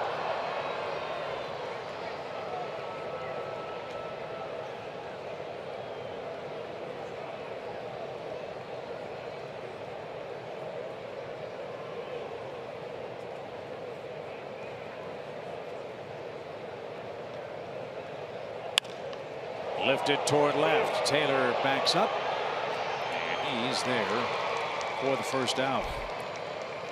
Something John Coppola has said so often, Joe, as he and John Hart have begun the process of rebuilding the Braves farm system, is that he envisioned a day when the Braves at the major league level would see not just a trickle of minor league talent, but a steady stream of minor league talent coming through the Braves system and getting to the major leagues. I think sometimes we're all guilty of not seeing the forest for the trees. And in tonight's game, you see Sims and Albies, right? Here we are on the 1st of August, and already this season, according to Baseball America, the Braves #1, #2, #8, #14, and #20 ranked prospects have all played in major league games this year. And I think that's great, especially given where the Braves have been the last couple of years. Why not? That was the same thing I said to John Hart today. Why not? Dansby Swanson, the #1 prospect. Ozzie Albies, #2. Sean Newcomb, the 8th ranked prospect. Sims, 14th. Rio Ruiz, 20th.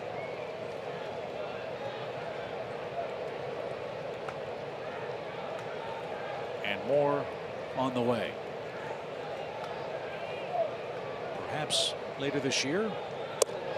Perhaps in spring training next year, and almost certainly, I would think, sometime in the 2018 season. Yeah, and it's not like you just stock your system and let it ride. It's a constant evolution of draft and sign and develop year after year after year to keep that wave going. 3-0 count. And Albies took it.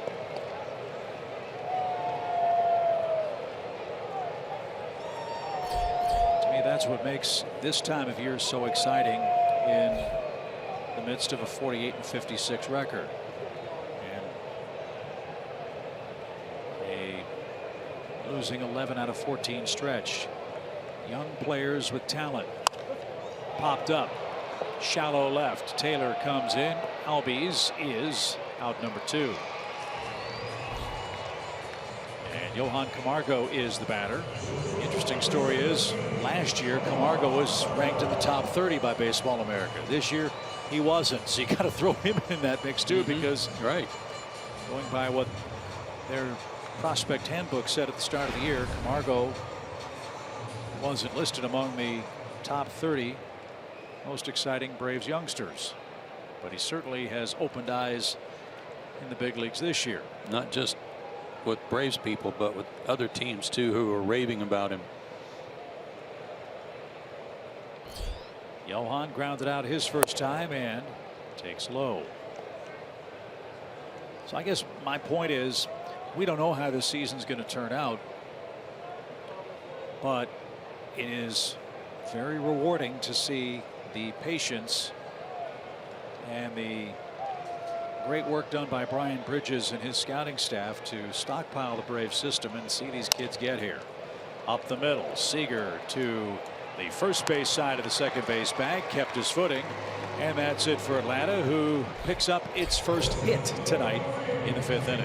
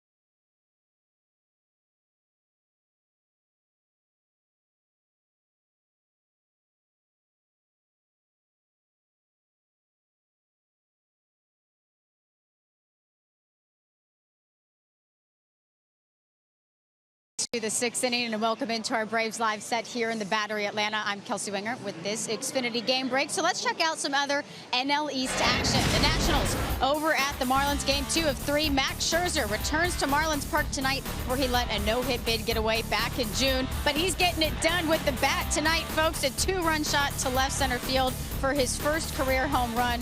Washington up 3-0. They would get 6 runs in the inning. And then Scherzer warms up in the middle of the second, and he can't go to start the bottom half of the inning. He would end up leaving the game. Official word from the Nationals is he had neck spasms as a precaution after sleeping on it funny. So right now, 6-6 in the bottom of the 5th. Chip and Joe, no Scherzer, but Ozuna just tied it up with a 3-run shot.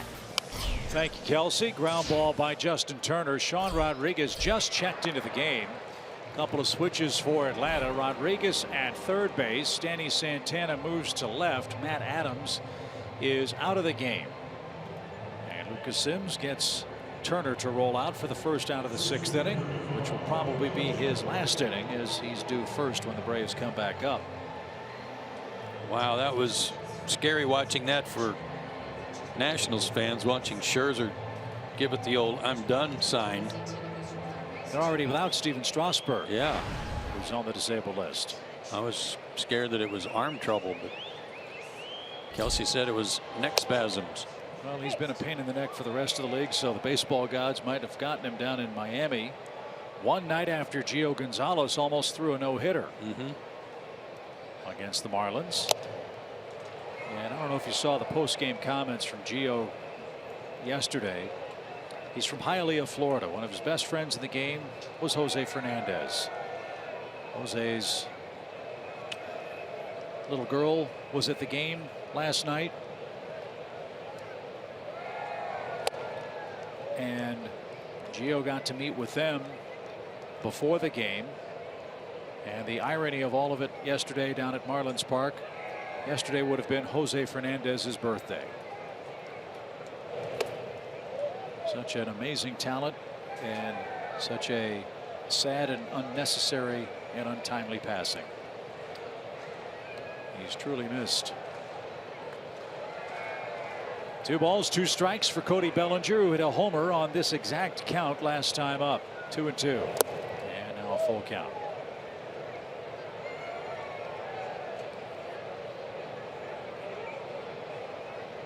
I'm with Paul Bird. I really like the aggressiveness tonight of Lucas Sims. He's attacked all night. He's used all his pitches.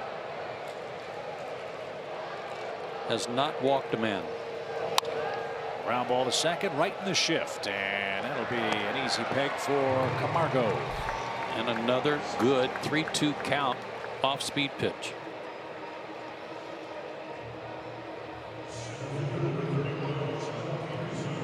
So Jock Peterson's the batter.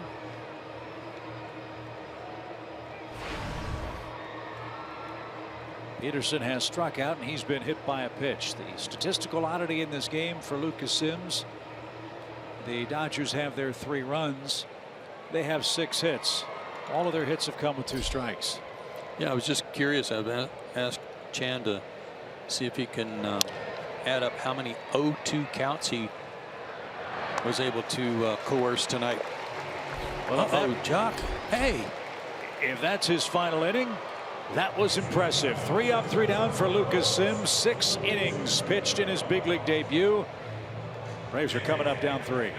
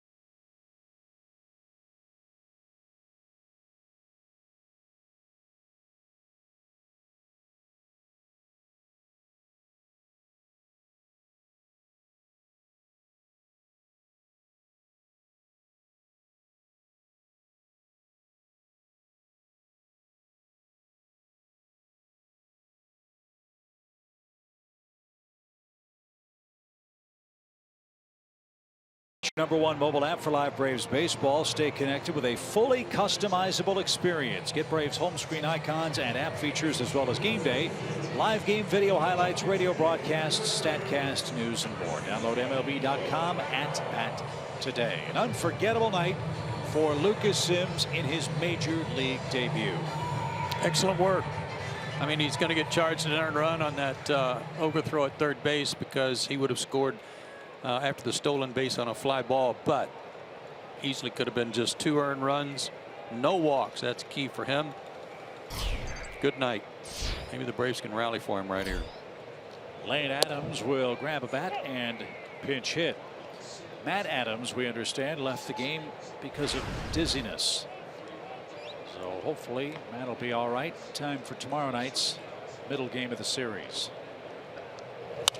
Sharply hit to short. Seager's got it. Look at Adams fly down the line, but he's out by a stride. 1 out.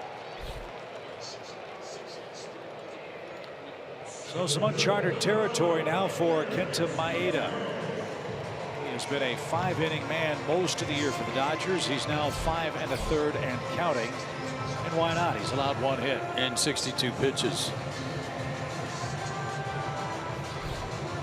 Last time Maeda went more than 6 innings was June 27th against the Angels. 7 innings, 4 hits, no runs in that game.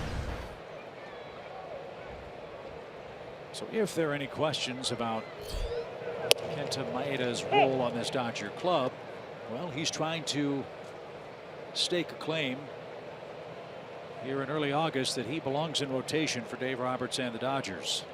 Not just in regular season play, but for the playoffs too.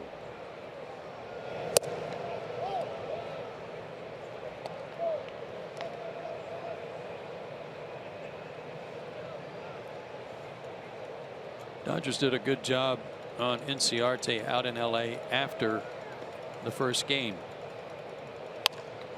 There's an opposite field hit for Ender.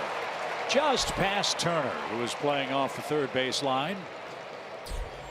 And I'd love to see him go the other way and not roll over those pitches.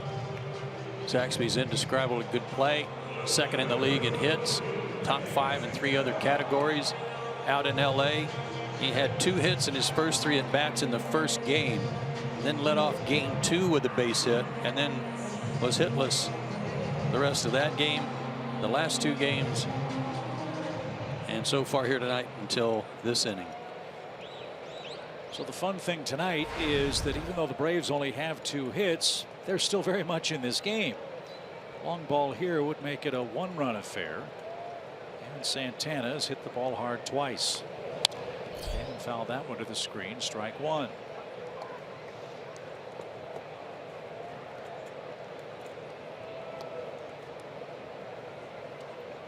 Freddie Freeman waits on deck.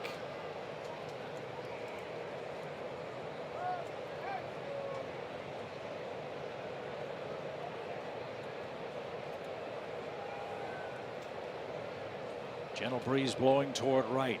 Pitch is bounced foul at first. Braves very excited about the debut of Sims and Ozzie Albies tonight. The Mets getting a big debut.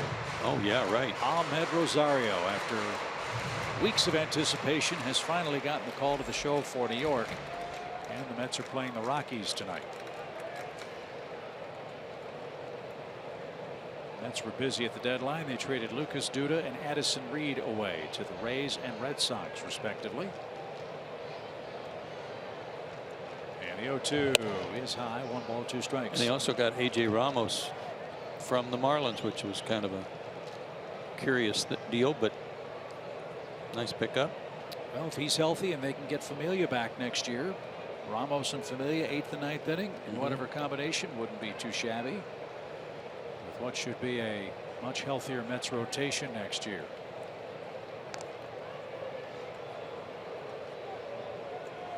Big series in Milwaukee tonight. Cardinals and the Brewers. Milwaukee entered play today with an 0-for-31 stretch without a hit with a runner in scoring position. That's amazing. They've lost 9 of 11 games, but leading St. Louis 3-2 at home tonight. Runner goes and fouled away. Cubs lead the Central. They're leading Arizona at home 6-1 behind John Lester tonight. Cubs are rolling 13-2 since the All-Star break. A much different looking team. Looks like they found their stride. Yeah, and two hot teams going at it. Arizona's been playing well too, as we saw out west.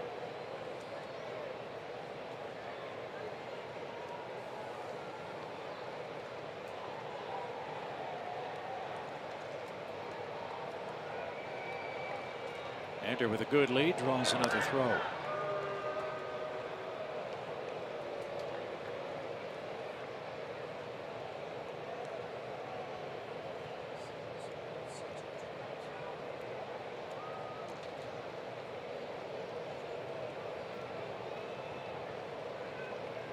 Long look in by Maeda.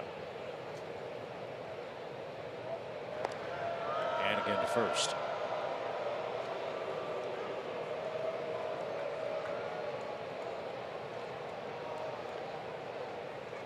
If the Braves anticipate a comeback, and we know how good they've been in the 7th, 8th, and 9th innings, they'll have to take on the best bullpen in the National League. Ground ball slowly hit towards second. The shovel to Seager, and his throw to first is well off target. Bellinger will apply the courtesy tag, but Santana turned properly, and he'll be at first with 2 outs.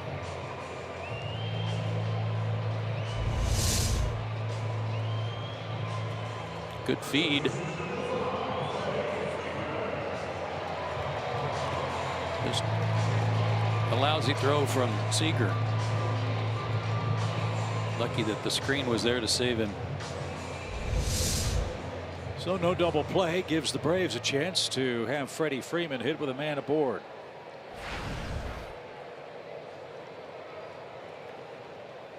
Maeda has been in complete command. The Braves have not had a man at second base tonight. He's walked 1. That was Freddie. And he's given up 2 singles. 1 to Flowers, 1 to Ender Inciarte. That's it.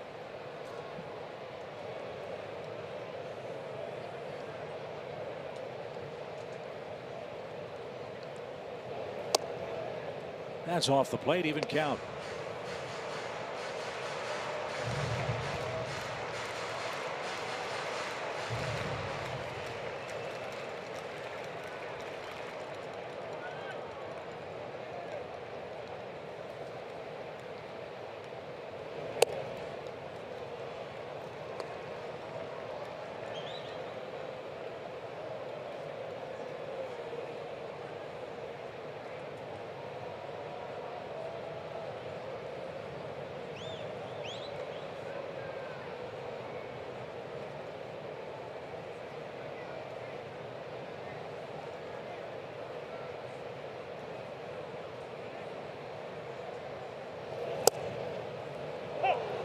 Maeda's 9-4 on the year, but his work at home has been much better than on the road. That kind of figures because Chavez Ravine, a better pitcher's ballpark in some of the places he goes. Almost double the ERA on the road, but he's been sharp tonight. Again, a wide assortment of pitches, really doing a good job of keeping the hitters off balance. You did the Roy Halladay playoff game against the Reds where he threw the no-hitter, and the Reds hitters were saying he had like 8 pitches that day. I would assume facing Maeda is kind of the same thing. Yeah, the way they described it was Roy had 4 pitches working to the inside corner and 4 working to the outside corner. Not a whole lot unlike what Maeda's doing. Full count. Advantage here. Santana can take off. There he goes, and Freddie stays alive. Roy, by the way, pitched last night in the National Baseball Congress. How'd it go? Tournament. They won. Kansas Stars won. I think Roy topped out at about 81 miles an hour. And if anybody would like to help the Kansas Stars, they're accepting all donations of Aspercream. Yeah. I think Chipper's going to make his debut tomorrow night. Oh, it's tomorrow? Swing and a miss. That takes care of Freddie Freeman. Might have had a lot of action on that pitch to strike out the Braves first baseman. We go to the 7th.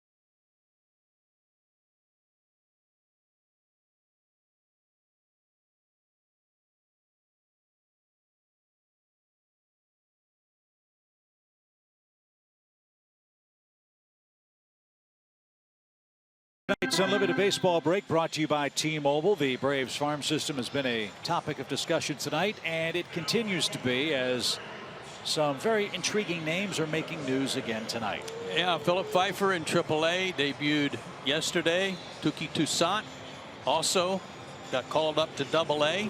Made a very nice debut for Mississippi. Had a couple of unearned runs behind him that kind of hurt him, but Kyle Wright was promoted to Florida, the Florida State League today, so that's a big news. That's big news for him. Of course, the #1 pick for the Braves. And it's not pronounced Philip Pfeiffer, right? No. We'll have to ask Philip when we see him. As Jim Johnson comes on, as you know, Jim has had his troubles in the 9th innings. And Brian Snitker announced in Philadelphia that for now Jim is going to be taken out of his 9th inning role, and this is how guys in late inning pitching slumps get back on the beam, pitching in low leverage situations earlier in the game. Let's see how he fares here in the Dodgers 7th with the bottom of their order coming up. And that's low. Ball 2. This is really a good spot too, because there is still a game on the line here. It's not like mop-up duty or anything. Fly ball pretty well hit to right, but playable. And Johnson gets the first out.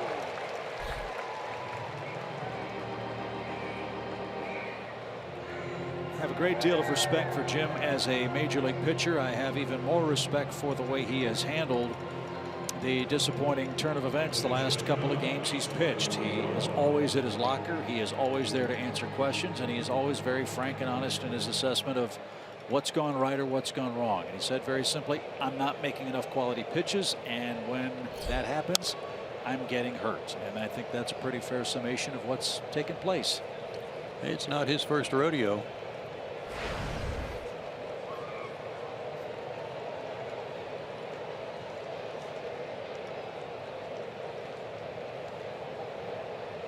Hopefully he can rediscover the magic here in the next couple of weeks. As you know, the Braves bullpen in July could not wait to turn the calendar to August. Right. A rough month for the Braves relievers collectively. They were last in the league in ERA. It came on the heels of an excellent month of June, so that was kind of odd. There's nothing wrong with Jim's velocity with his stuff. Like he said, he's just not making quality pitches that he wants to. You know, it's funny too, a hitter can go in a 1-for-21 slump in the middle of a lineup. As this one's hit toward left. And Santana's there. The luxury for a hitter is he's got 7 other guys in the lineup that can pick him up. If you're pitching the 8th or the 9th inning in a close game and you make one mistake, there's no safety net for you. No, sir. You're the last man standing. Right. But it does take a special breed of guy to be able to handle that responsibility and do it as well as Jim has for a long time in the big leagues. So 2 outs for Puig. We asked the question earlier about Lucas Sims. How many 0-2 counts did he have? 6. Good. Excellent. All 6 Dodger hits, though, came with 2 strikes.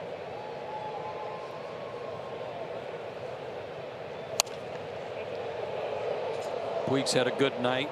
2 hits. He went 1 for 11 against the Braves at Dodger Stadium. But since then, he has come around. 6 for his last 17 before tonight with a homer.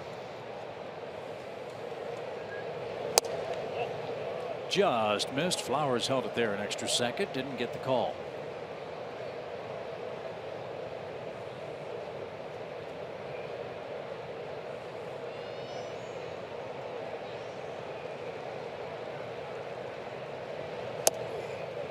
Did he go? Yep. 2-2.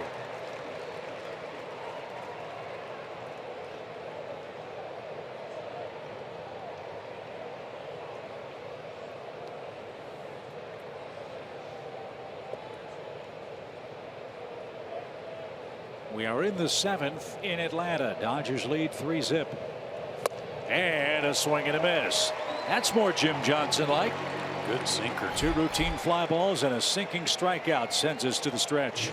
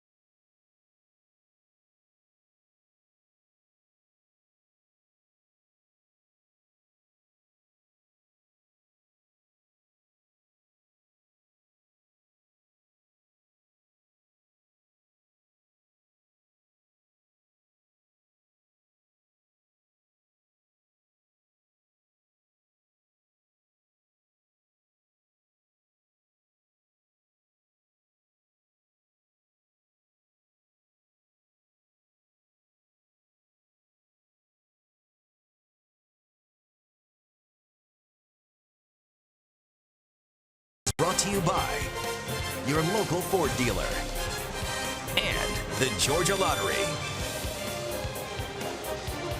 3-0 Los Angeles after 6.5. Braves are coming up with Rodriguez, Flowers, and Nick Markakis. Hope you'll join us at the ballpark for homecoming weekend this weekend when the Marlins are in town. Alumni autographs on Friday, a new Legends Parade in the Battery, and a home run derby on Saturday. And then alumni selfies on the field Sunday. It's a great weekend, one of the best weekends to be a Braves fan. Come relive the good old days at SunTrust Park. Great tickets available. Get them online at braves.com/alumni. Greg McMichael does an amazing job of bringing so many of your Braves fan favorites back into the organizational fold with the fantasy camp down in Central Florida in the wintertime, and of course all the alumni events over the course of the regular season, culminating in the big weekend this weekend. Outstanding job. Look forward to seeing a lot of the fellas here. I know they look forward to coming back. Well, speaking of coming back, here we are in the magical 7th inning, where the Braves have done such good work this year. Sean Rodriguez gets his first look at Kenta Maeda, who has thrown a 2-hit shutout so far tonight. And has been very economical. Their bullpen not even stirring.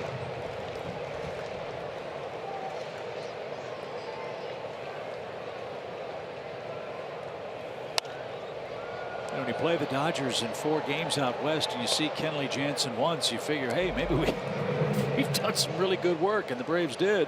Yeah. And when they saw him, they hit a home run against him and tied the game. I hope we don't see him today, tomorrow, or Thursday night. The 0-2 pitch stayed high for Sean.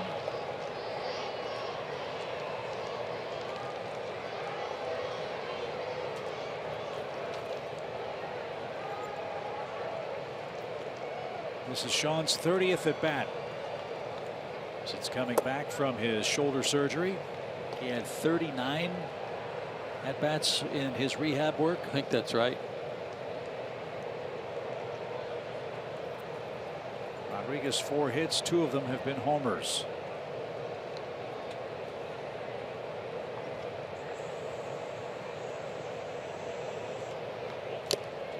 That's tipped. Grandal couldn't hang on. Braves were in a stretch in Philadelphia where they were getting their leadoff man on a lot and couldn't get him around. Tonight they can't get a guy to second base. Only 3 base runners.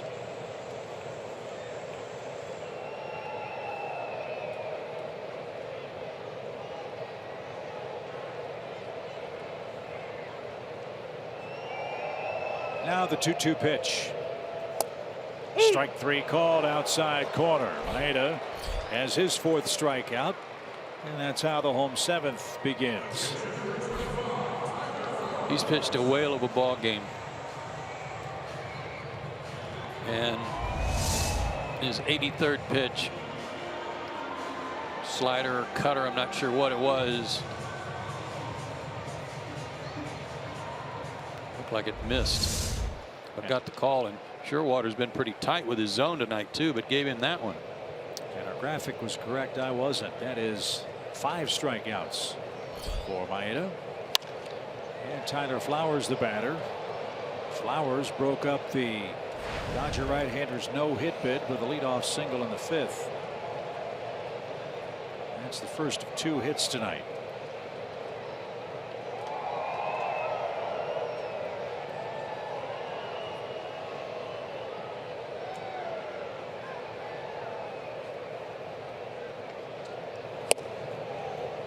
And he's still throwing hard. 92, 93.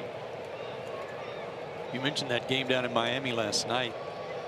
That Washington won 1-0. Did you see the time of game? I did not. 2:12. I've almost forgotten what a 2-12 game feels like. 2:12. Swing and a miss. 6 strikeouts. Right, Chan? And that's 3 in a row.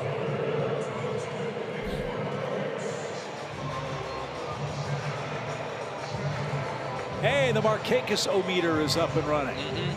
Go, Dad, go.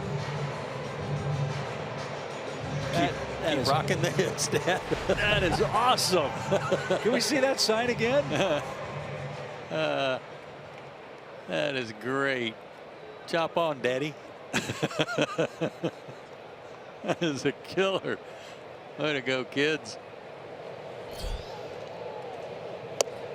Any major league player, anybody in baseball, I guess, will tell you how blessed we are to be a part of this great game.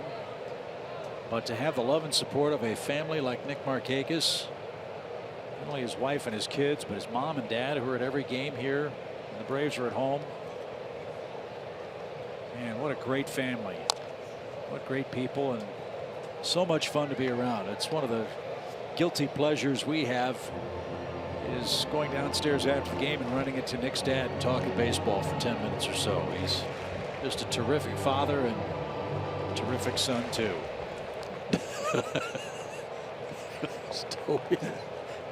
best, I'm sure. No balls, 2 strikes. And fought off foul.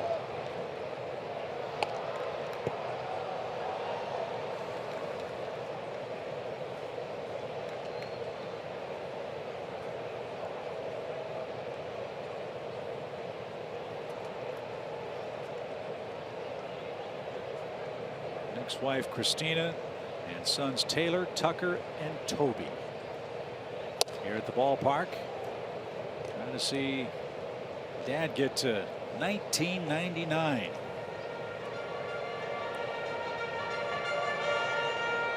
I don't know how Christina does it, man. It's like herding cats, isn't it? Yep. 3 precocious boys at a baseball game. The pitch. Taken low, good eye, 2-2. And at long last, there is some activity now in the Los Angeles bullpen.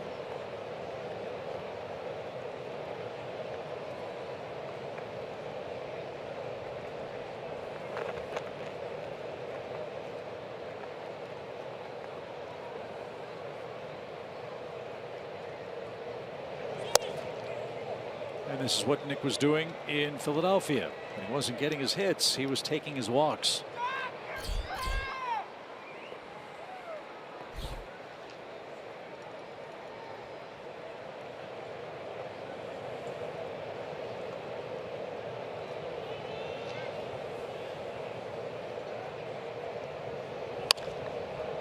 Now to play left side.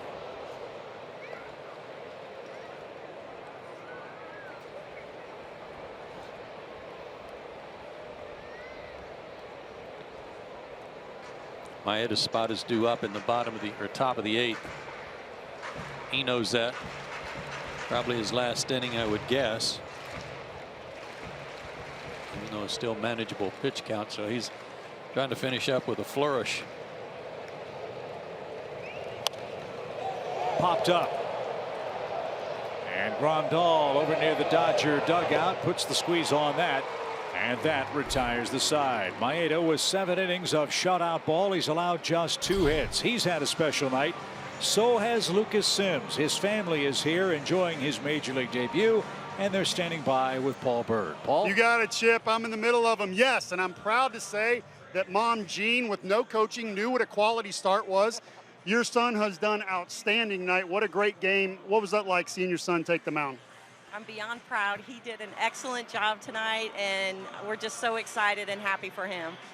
No matter how much the father works with the kid, athletes always say, "Hi, Mom." So way to go.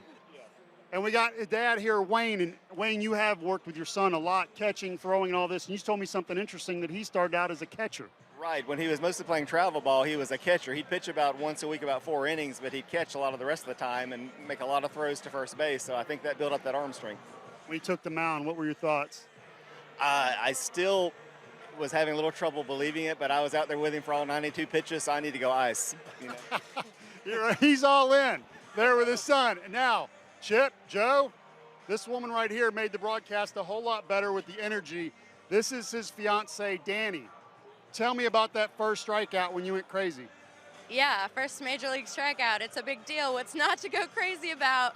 We've thought about this moment for a long time, and you can't imagine what it's going to feel like until you're here with Braves country behind you.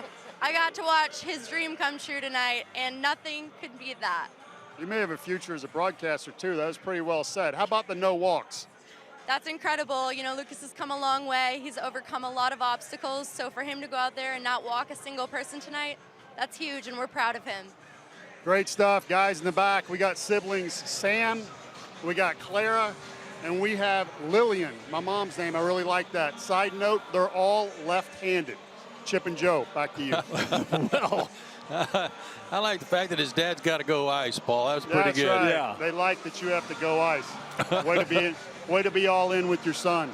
Great job, Birdie, and congratulations to Lucas and his entire family.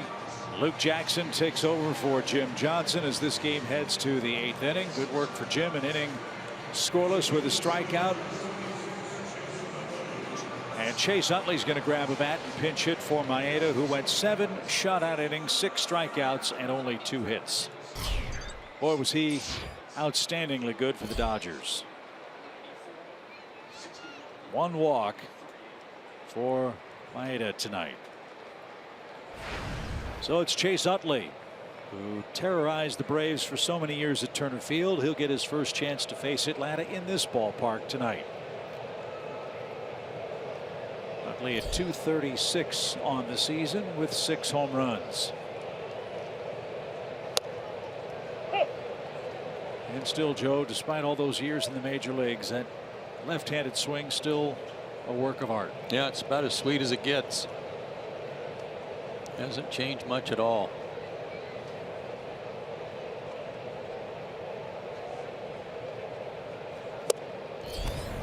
He used to kind of bounce the bat on his left shoulder, and he doesn't do that anymore. Maybe it's an effort to shorten up the swing a little bit.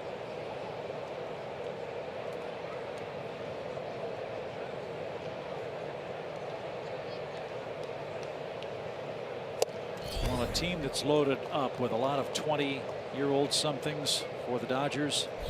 What an incredibly professional presence Chase Utley gives this Dodger club. And for a team that wants to get to the World Series, Chase Utley's been there, done that. He knows what it takes.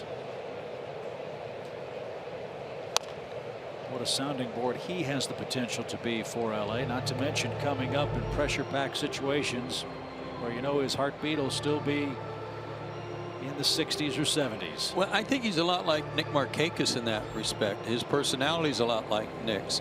Show up, play hard, hustle, you know, try to beat out every ground ball.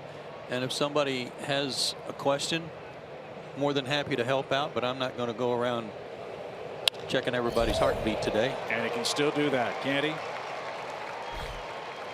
Professional at bat for Chase Utley, a pinch hit single, and that's how the Dodgers' 8th gets underway.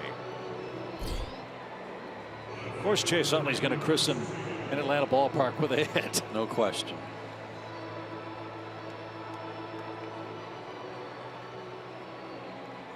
So back to the top we go. It's Chris Taylor, an RBI double in the 3rd inning. Lucas Sims, his big league debut. 3 runs, 6 hits in 6 innings, no walks tonight. Ozzie Albies is 0 for 2 at the plate in his first major league game.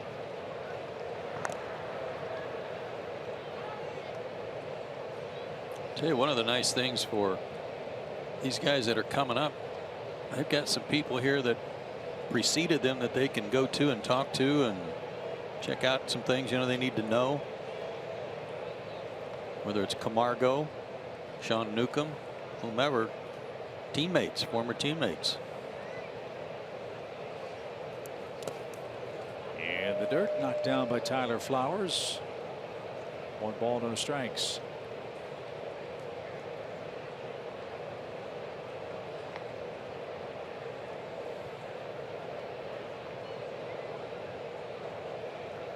Sean pitches on Thursday. Battle of left-handers with Alex Wood. And the Marlins come in over the weekend. Pitch is rolled foul. And the count even up. A ball and a strike. Marlins lead Washington 7-6. Kelsey told us Max Scherzer hit a home run but had to leave the game due to a neck problem. Cubs are leading 8-1 behind John Lester, who also hit his first major league home run tonight.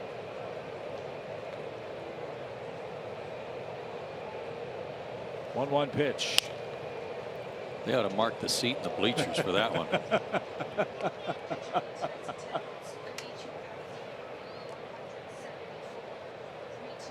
32,174 tonight at SunTrust Park.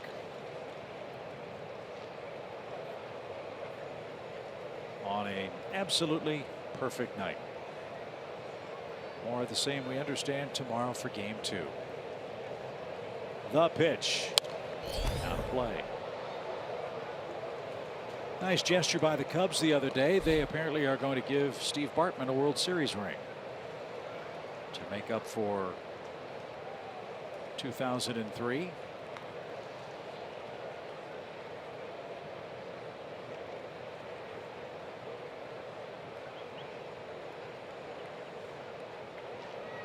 pitch. Swing and a miss. And that'll take care of Taylor for the first out. First strikeout for Luke Jackson. And Seager's the hitter. He's 0 for 3.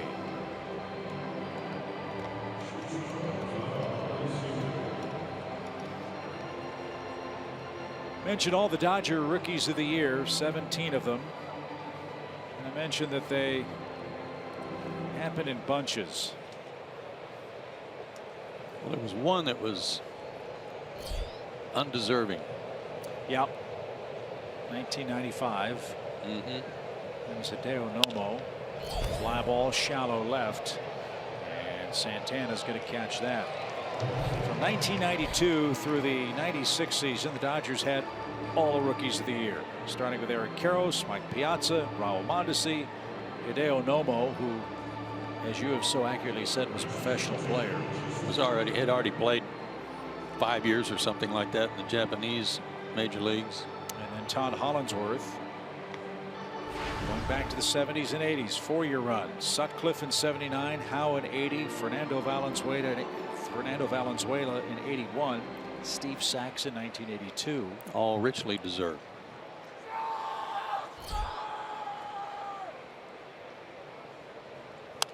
Bouncing ball to third. That ate up Rodriguez. Camargo backed up the play but won't have a throw.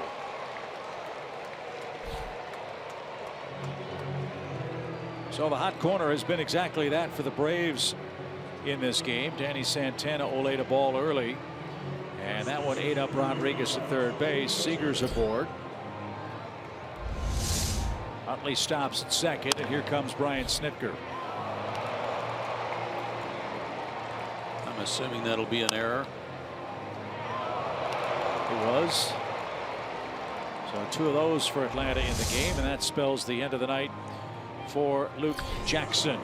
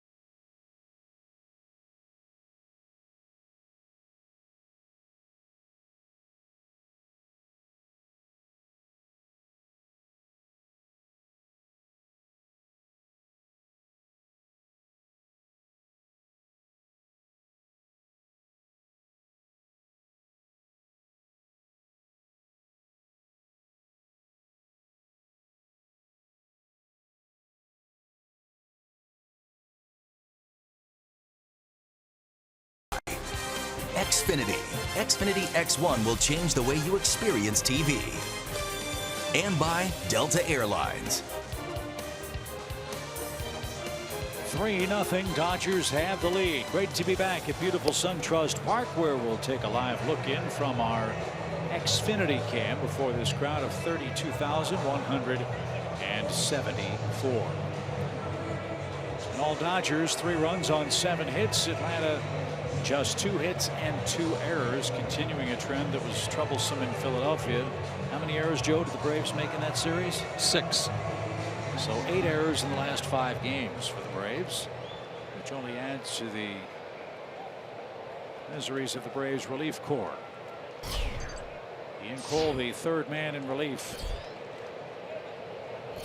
And he'll face Cody Bellinger, who hit a long homer in the 4th inning. And Cole a strike.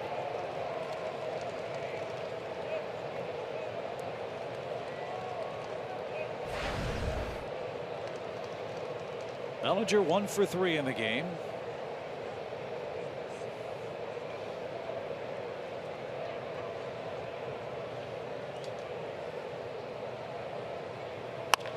And he strokes that one to right field. A missile. Runner around third. They're going to run on Markakis. Throw to the plate is going to be in time. They got Utley. Bellinger hit a seed to right. Markakis played it perfectly, threw a strike to the plate. Utley called out. The Dodgers will take a look. I think it was a high tag, but I think he got him.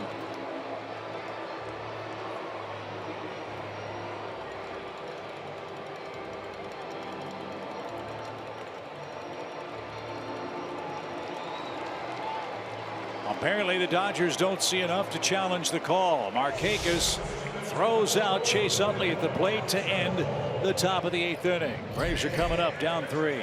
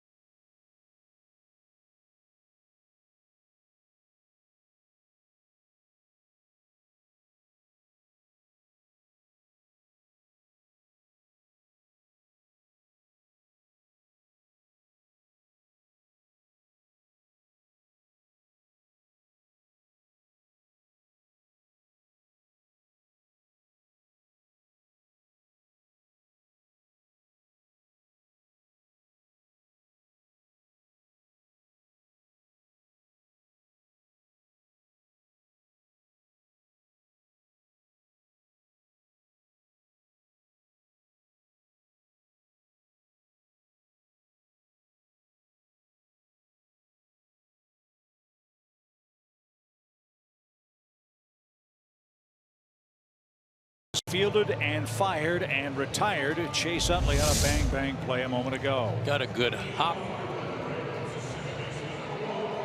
One hop throw to Tyler.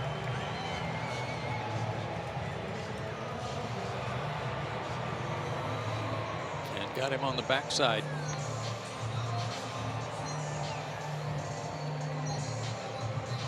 Braves will take that.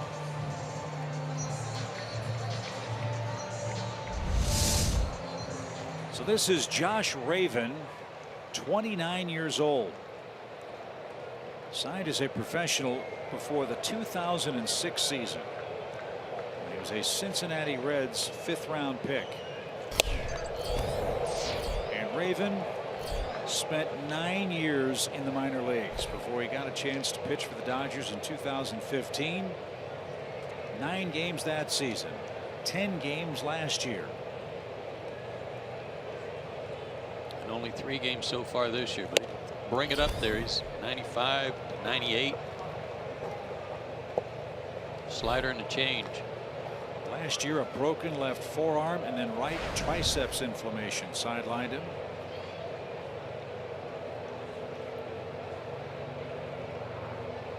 Just what the Dodgers need. Another guy throwing 97, 98 miles an hour as he heated up Ozzie. 2 balls and a strike. The guy that really impressed me was Brendan Morrow when we were in LA. Too. That guy was really tough.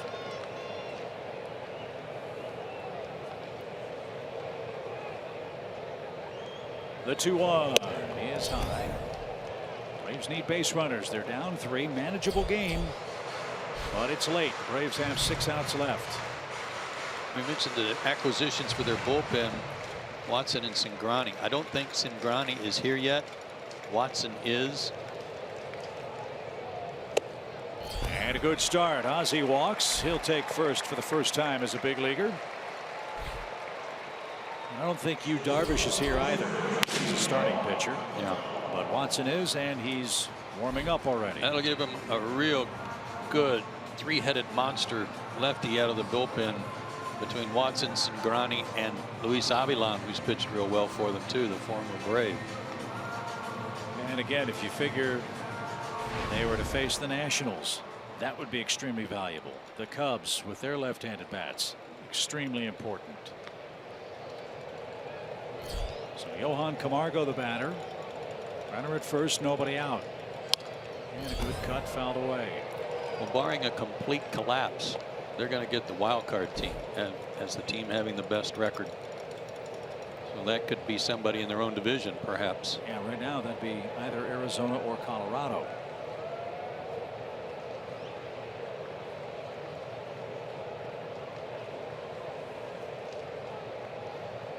No balls and a strike.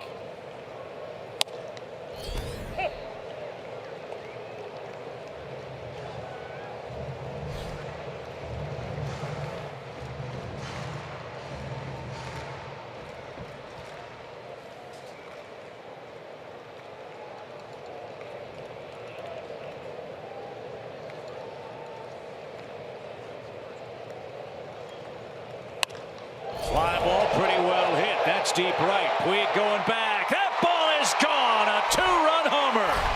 And the Braves are right back in it.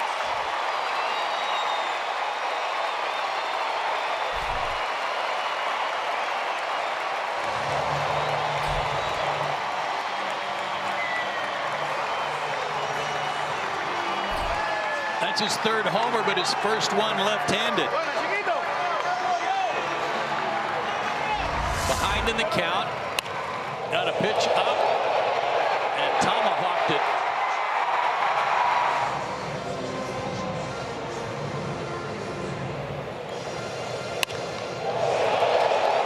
Boy, he's short to the ball, isn't he? Whew. So Brandon Phillips is up off the bench, and Dave Roberts is going to go to his bullpen. So a perfect recipe for a comeback late. A walk and a homer. That trims the Dodger lead to 1 run. It's 3-2, nobody out, and the top and middle of the order lurking at the chop shop tonight.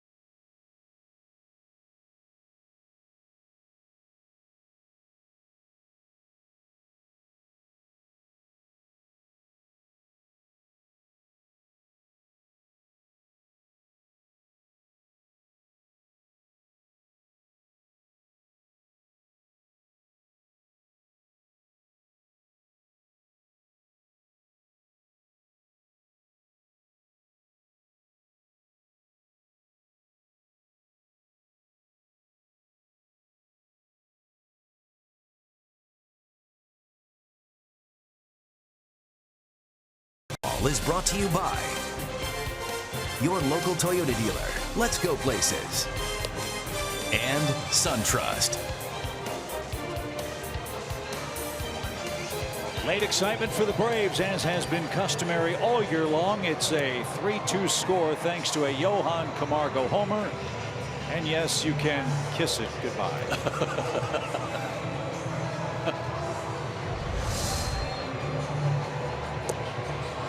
So one of the 3 new Dodger acquisitions will make his debut. It's Tony Watson. This guy's been awfully good. And Joe, you said at the time of the deal that, if I'm correct, you thought this was the best of the 3 acquisitions for LA. Yeah, and his numbers don't bear it out this year. He's got 300 average against him from left and right-handers. But I've never thought of him as a closer. I've always thought of him as a setup guy, even a 1 or 2 guy, 2 left-handed hitter type guy late in the ball game. Sinker, slider, throws hard, nasty arm angle. I've always loved this guy when he was with the Pirates. Well, Brandon Phillips has seen him a lot from his days in the National League Central, with Watson pitching for Pittsburgh and Brandon playing for the Reds. Phillips 2 for 22 against him. One of those hits, though, a home run. So we'll see what gives here in the 8th inning. Nobody out. First pitch, line drive. Peterson's not going to get it. Tying run is on for Atlanta. A walk, a homer, and now a single.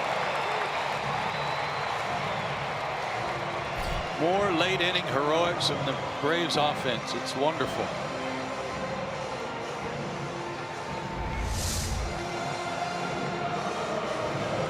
Belt high. Brandon Rooney. Solid. You feel good about Ender's chances because he hits lefties well. Watson in particular is 3 for 4 against him.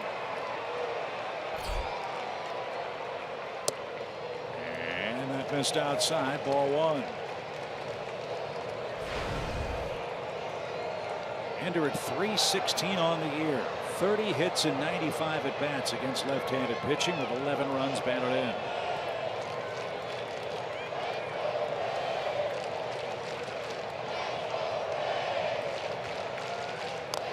He tried to bunt and fouled it back. Not a bad idea. No, not at all.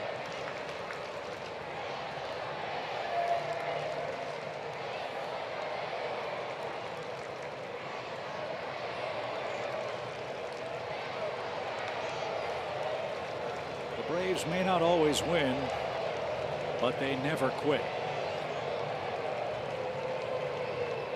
And they've got a great shot tonight at home, down just 1 late.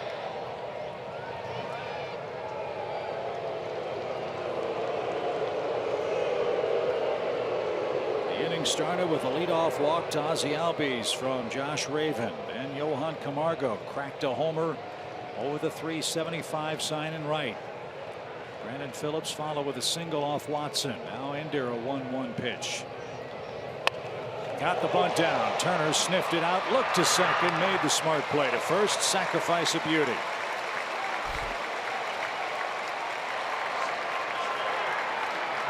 So a 5-4 sacrifice means Danny Santana is the key man in the inning, and he's in the right place at the right time on the lineup card. He's a switch hitter. So he'll turn around and bat right-handed against Watson now. Nice job by Ender. Not easy to bunt that guy either from that arm angle.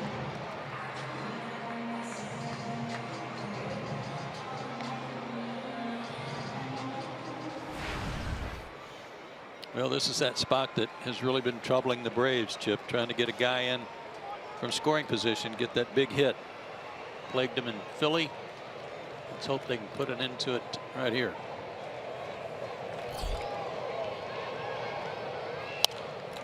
Fouled away. The Braves up in Philadelphia amazingly were 6 for 40 with runners in scoring position and left 38 men on base.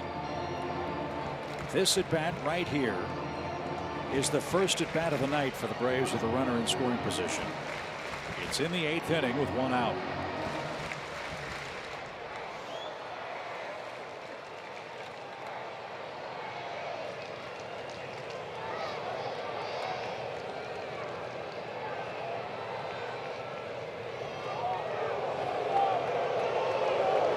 Watson's been around a while. You know, he's got to have some major league butterflies working. He wants to make a good impression for his new team.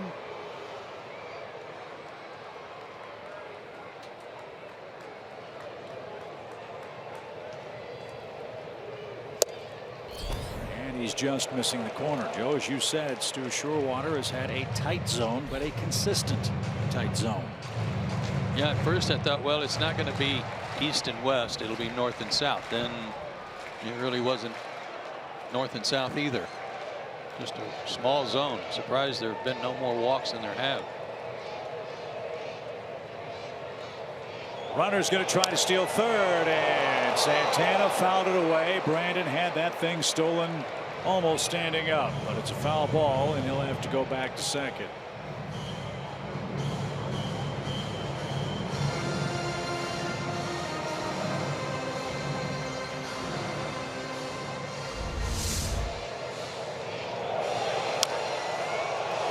Yeah, looked like he had it.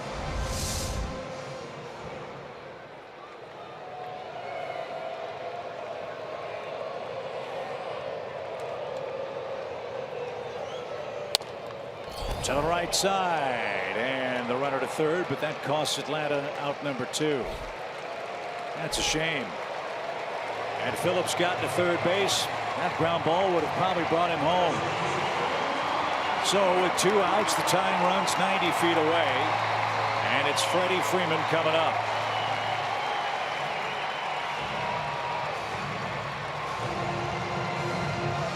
Freeman versus Watson is 2 for 7, 2 walks, 2 strikeouts.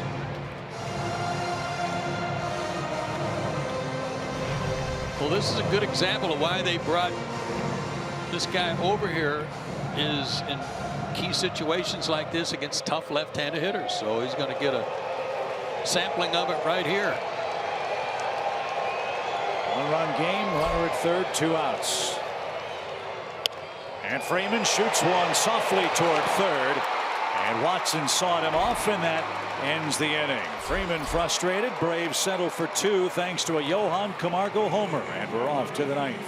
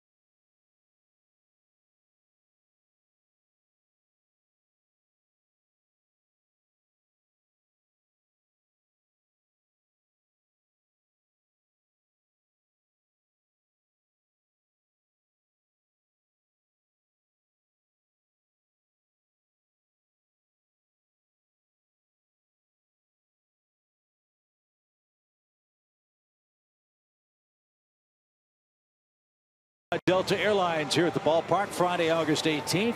The first 20,000 fans get to take home their very own replica of baseball's home run king, just like the new Henry Aaron statue in Monument Garden here at SunTrust Park. And if you have not been to Monument Garden, you are missing out. That place is absolutely gorgeous. One of the centerpieces of the Braves' new home. So we're through 8. 3-2 game. Jose Ramirez is on. He's got the middle of the order coming up for Los Angeles. Peterson, Forsythe, and Grandal. He's put together 3 straight real good outings. 1 at Arizona, 1 at LA, and most recently at Philadelphia a couple of days ago. He went 2 innings and zeros across with 3 strikeouts. And as Brian Snitker said, you give Jose a little bit of rest, you really get good results.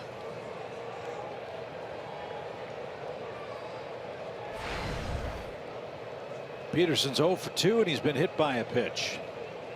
Braves have come from 3-0 down to a 3-2 score. And a strike. Buzz ball. That had a little sizzle on it.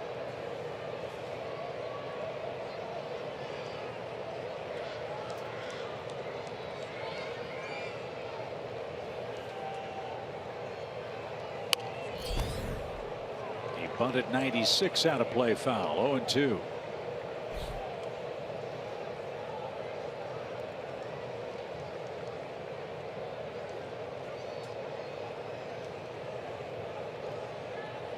Vin Scully told us last year that Jock Peterson was the 1 of 3 outcome type players. Homer, strikeout, walk was what happened to Jock a lot last year. 406 at bats, 130 strikeouts, 25 homers. Recall he hit at the top of the order last season in Los Angeles. And he's batting in the number 5 spot tonight.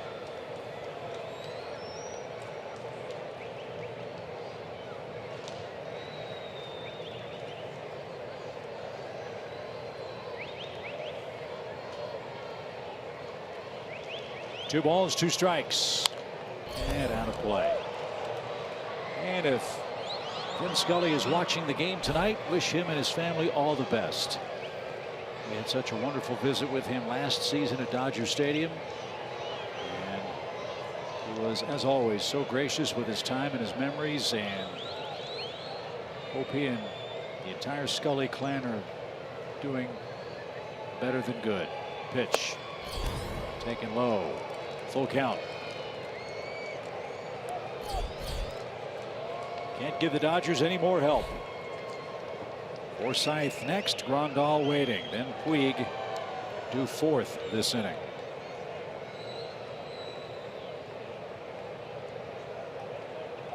Freddie on his toes with Peterson, a left-hand hitter. And it's outside. Leadoff walk. Can't do that in a 1-run game. That hurts. Especially when you jump out ahead so quickly. That is the first walk issued by the Braves in this game. And there have been only 3 in total tonight. So let's see how Dave Roberts plays it. You figure Forsythe, the middle infielder, should be able to handle the bat. Let's see if he tries to move him up with Grandal and Puig coming up.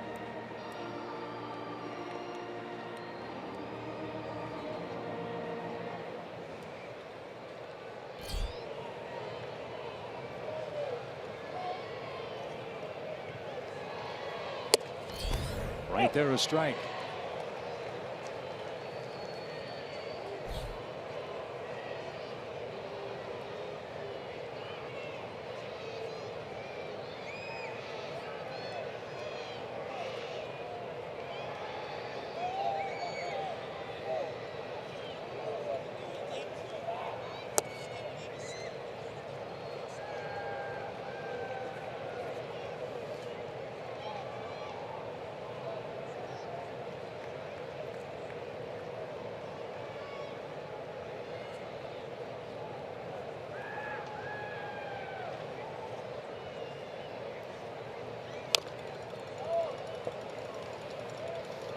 Peterson's already been picked off once tonight. I don't think he wants to get a very big lead over there.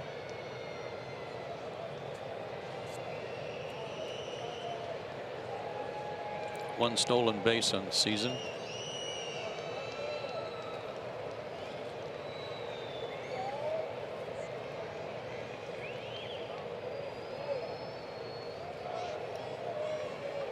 One-two pitch. Swing and a miss. Struck him out over the inner half at 97. That was a perfectly placed pitch. So Forsythe doesn't bunt. Does it advance Peterson, and now Grandal, the hitter. Yasmani Grandal has struck out twice, once into a double play, and he's also flied out.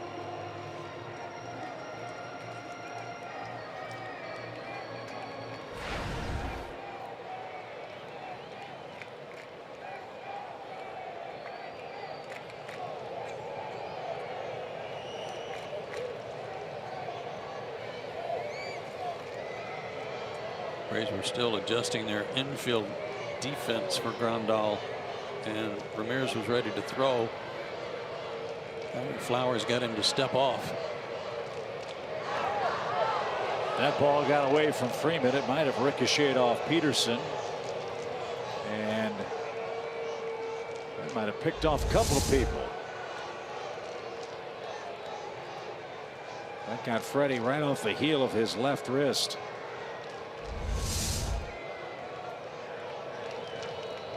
That's not a good place.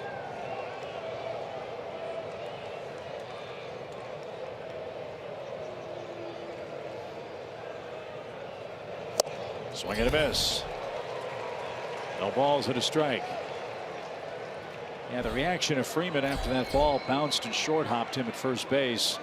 He picked it up and fired it down toward the ball boy in the right field corner. That is a sign that hurt. Well, he was already hot. He was already aggravated for making the last out of the inning with that runner at third.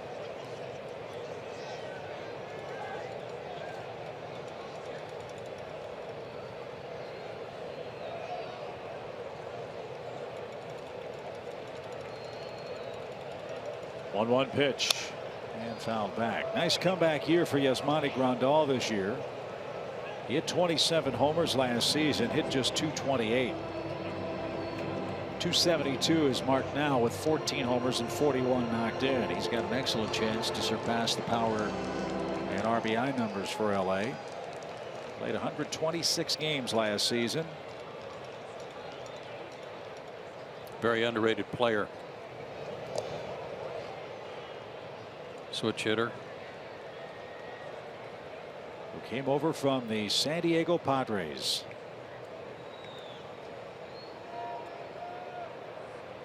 For Matt Kemp, Tim Fedorovich, and Cash. The pitch. Swing and a miss. That takes care of Grandal. So after the walk, back-to-back strikeouts by Ramirez. And one more man to get. It's Yasiel Puig. And as we feared, Kenley Jansen is up in the Dodger pen. We figure to see him in the ninth. And sadly, Matt Adams won't be able to face him again. Matt had to leave because of a dizzy spell earlier tonight. And Adams hit the long home run against him at Dodger Stadium at the start of the last road trip. Good night for Puig. 2 hits, 2 runs, and a bouncing ball right to Freeman will end the inning. Last call for the Braves in the bottom of the 9th inning. They'll take on one of the game's best. Kenley Jansen is on for Los Angeles.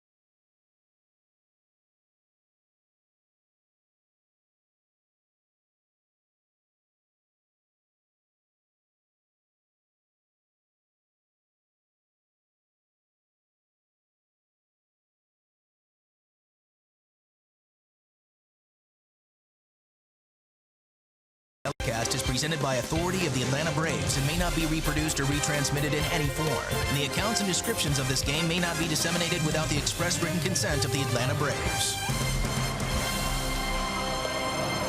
This has been a great game tonight. LA jumped out 3-0 behind Kenta Maeda, who gave up 2 hits over 7 shutout innings. Lucas Sims in his major league debut looked pretty polished tonight. He was impressive over his 6 frames.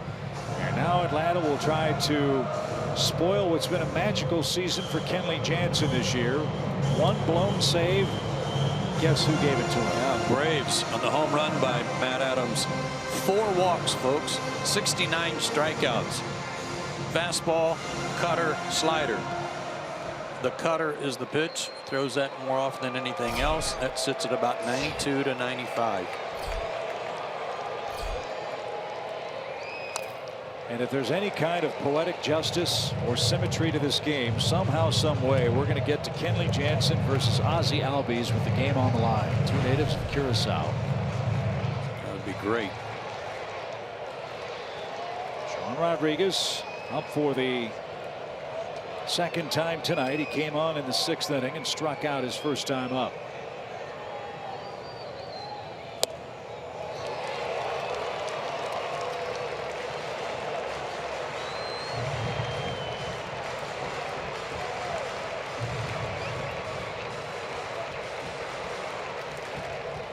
No balls, 2 strikes.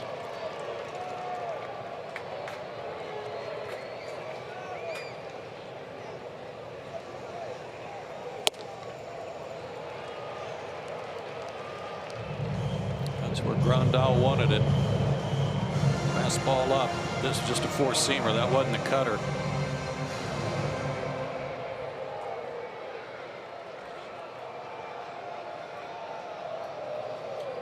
Just to throw that cutter to the outside corner.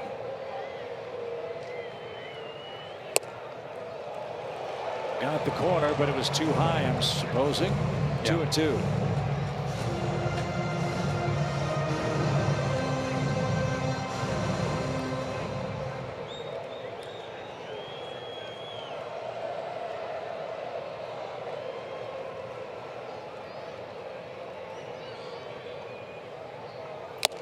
Tipped and caught. 1 down in the 9th. There's a lot of stuff going on with Kenley Jansen's windup. It's so slow and deliberate, and then Joe, he breaks his hands from the glove, and then he's got that pause in. But he'll change it, Chip. He'll alter that a little bit. Watch the flight of this pitch.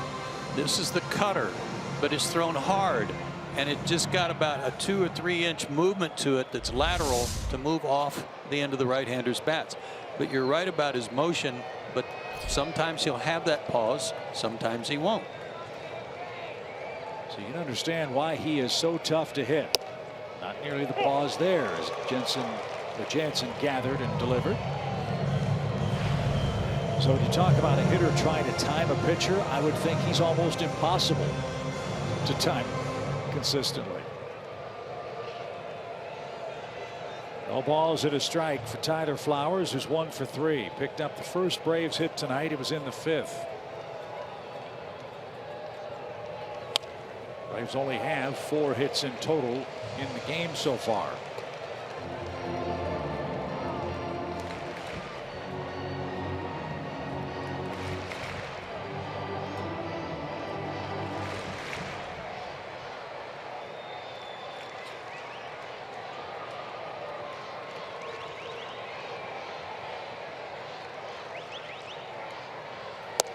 Strike 3 called. Something off speed froze Tyler Flowers. What a pitch. You see what he did?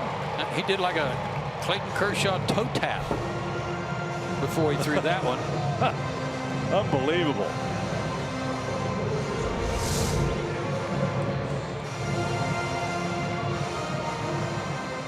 And then a breaking ball. Sure, Clayton's been working with him on that. Yeah. As if Jansen needs the help. So the Braves are down to their last out. It's Nick Markakis trying to keep the game alive and get Ozzie Albies to the plate.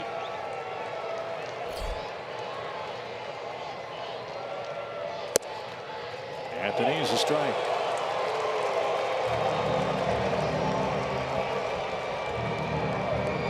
Nick's family staying up late, hoping he can pick up one more knock tonight. He's at 1998 for his career.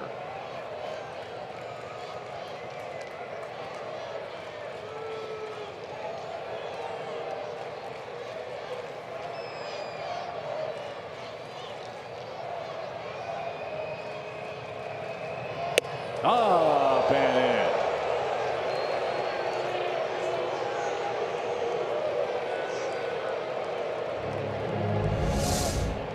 That was high and tight.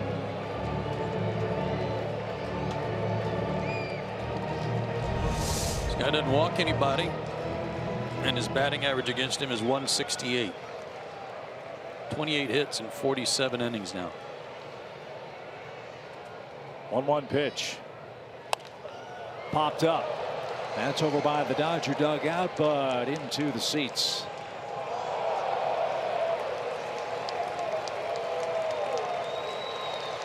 And now Nick Markakis and the Braves are down to their final strike in the 9th.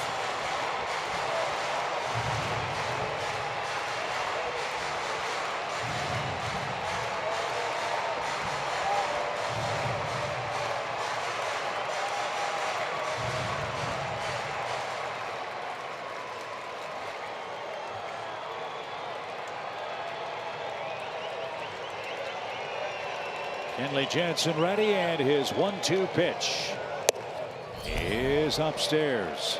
You can see obviously that he throws hard, and with the cutter you want to make sure you get the barrel out there quicker to make sure you get it before it bites in. That cutter bites in on your fists, but you do that and all of a sudden he backdoors it and it's outside coming in, and you've already exposed yourself. And now they're going to come with a slider. That missed. And he tried to quick pitch him.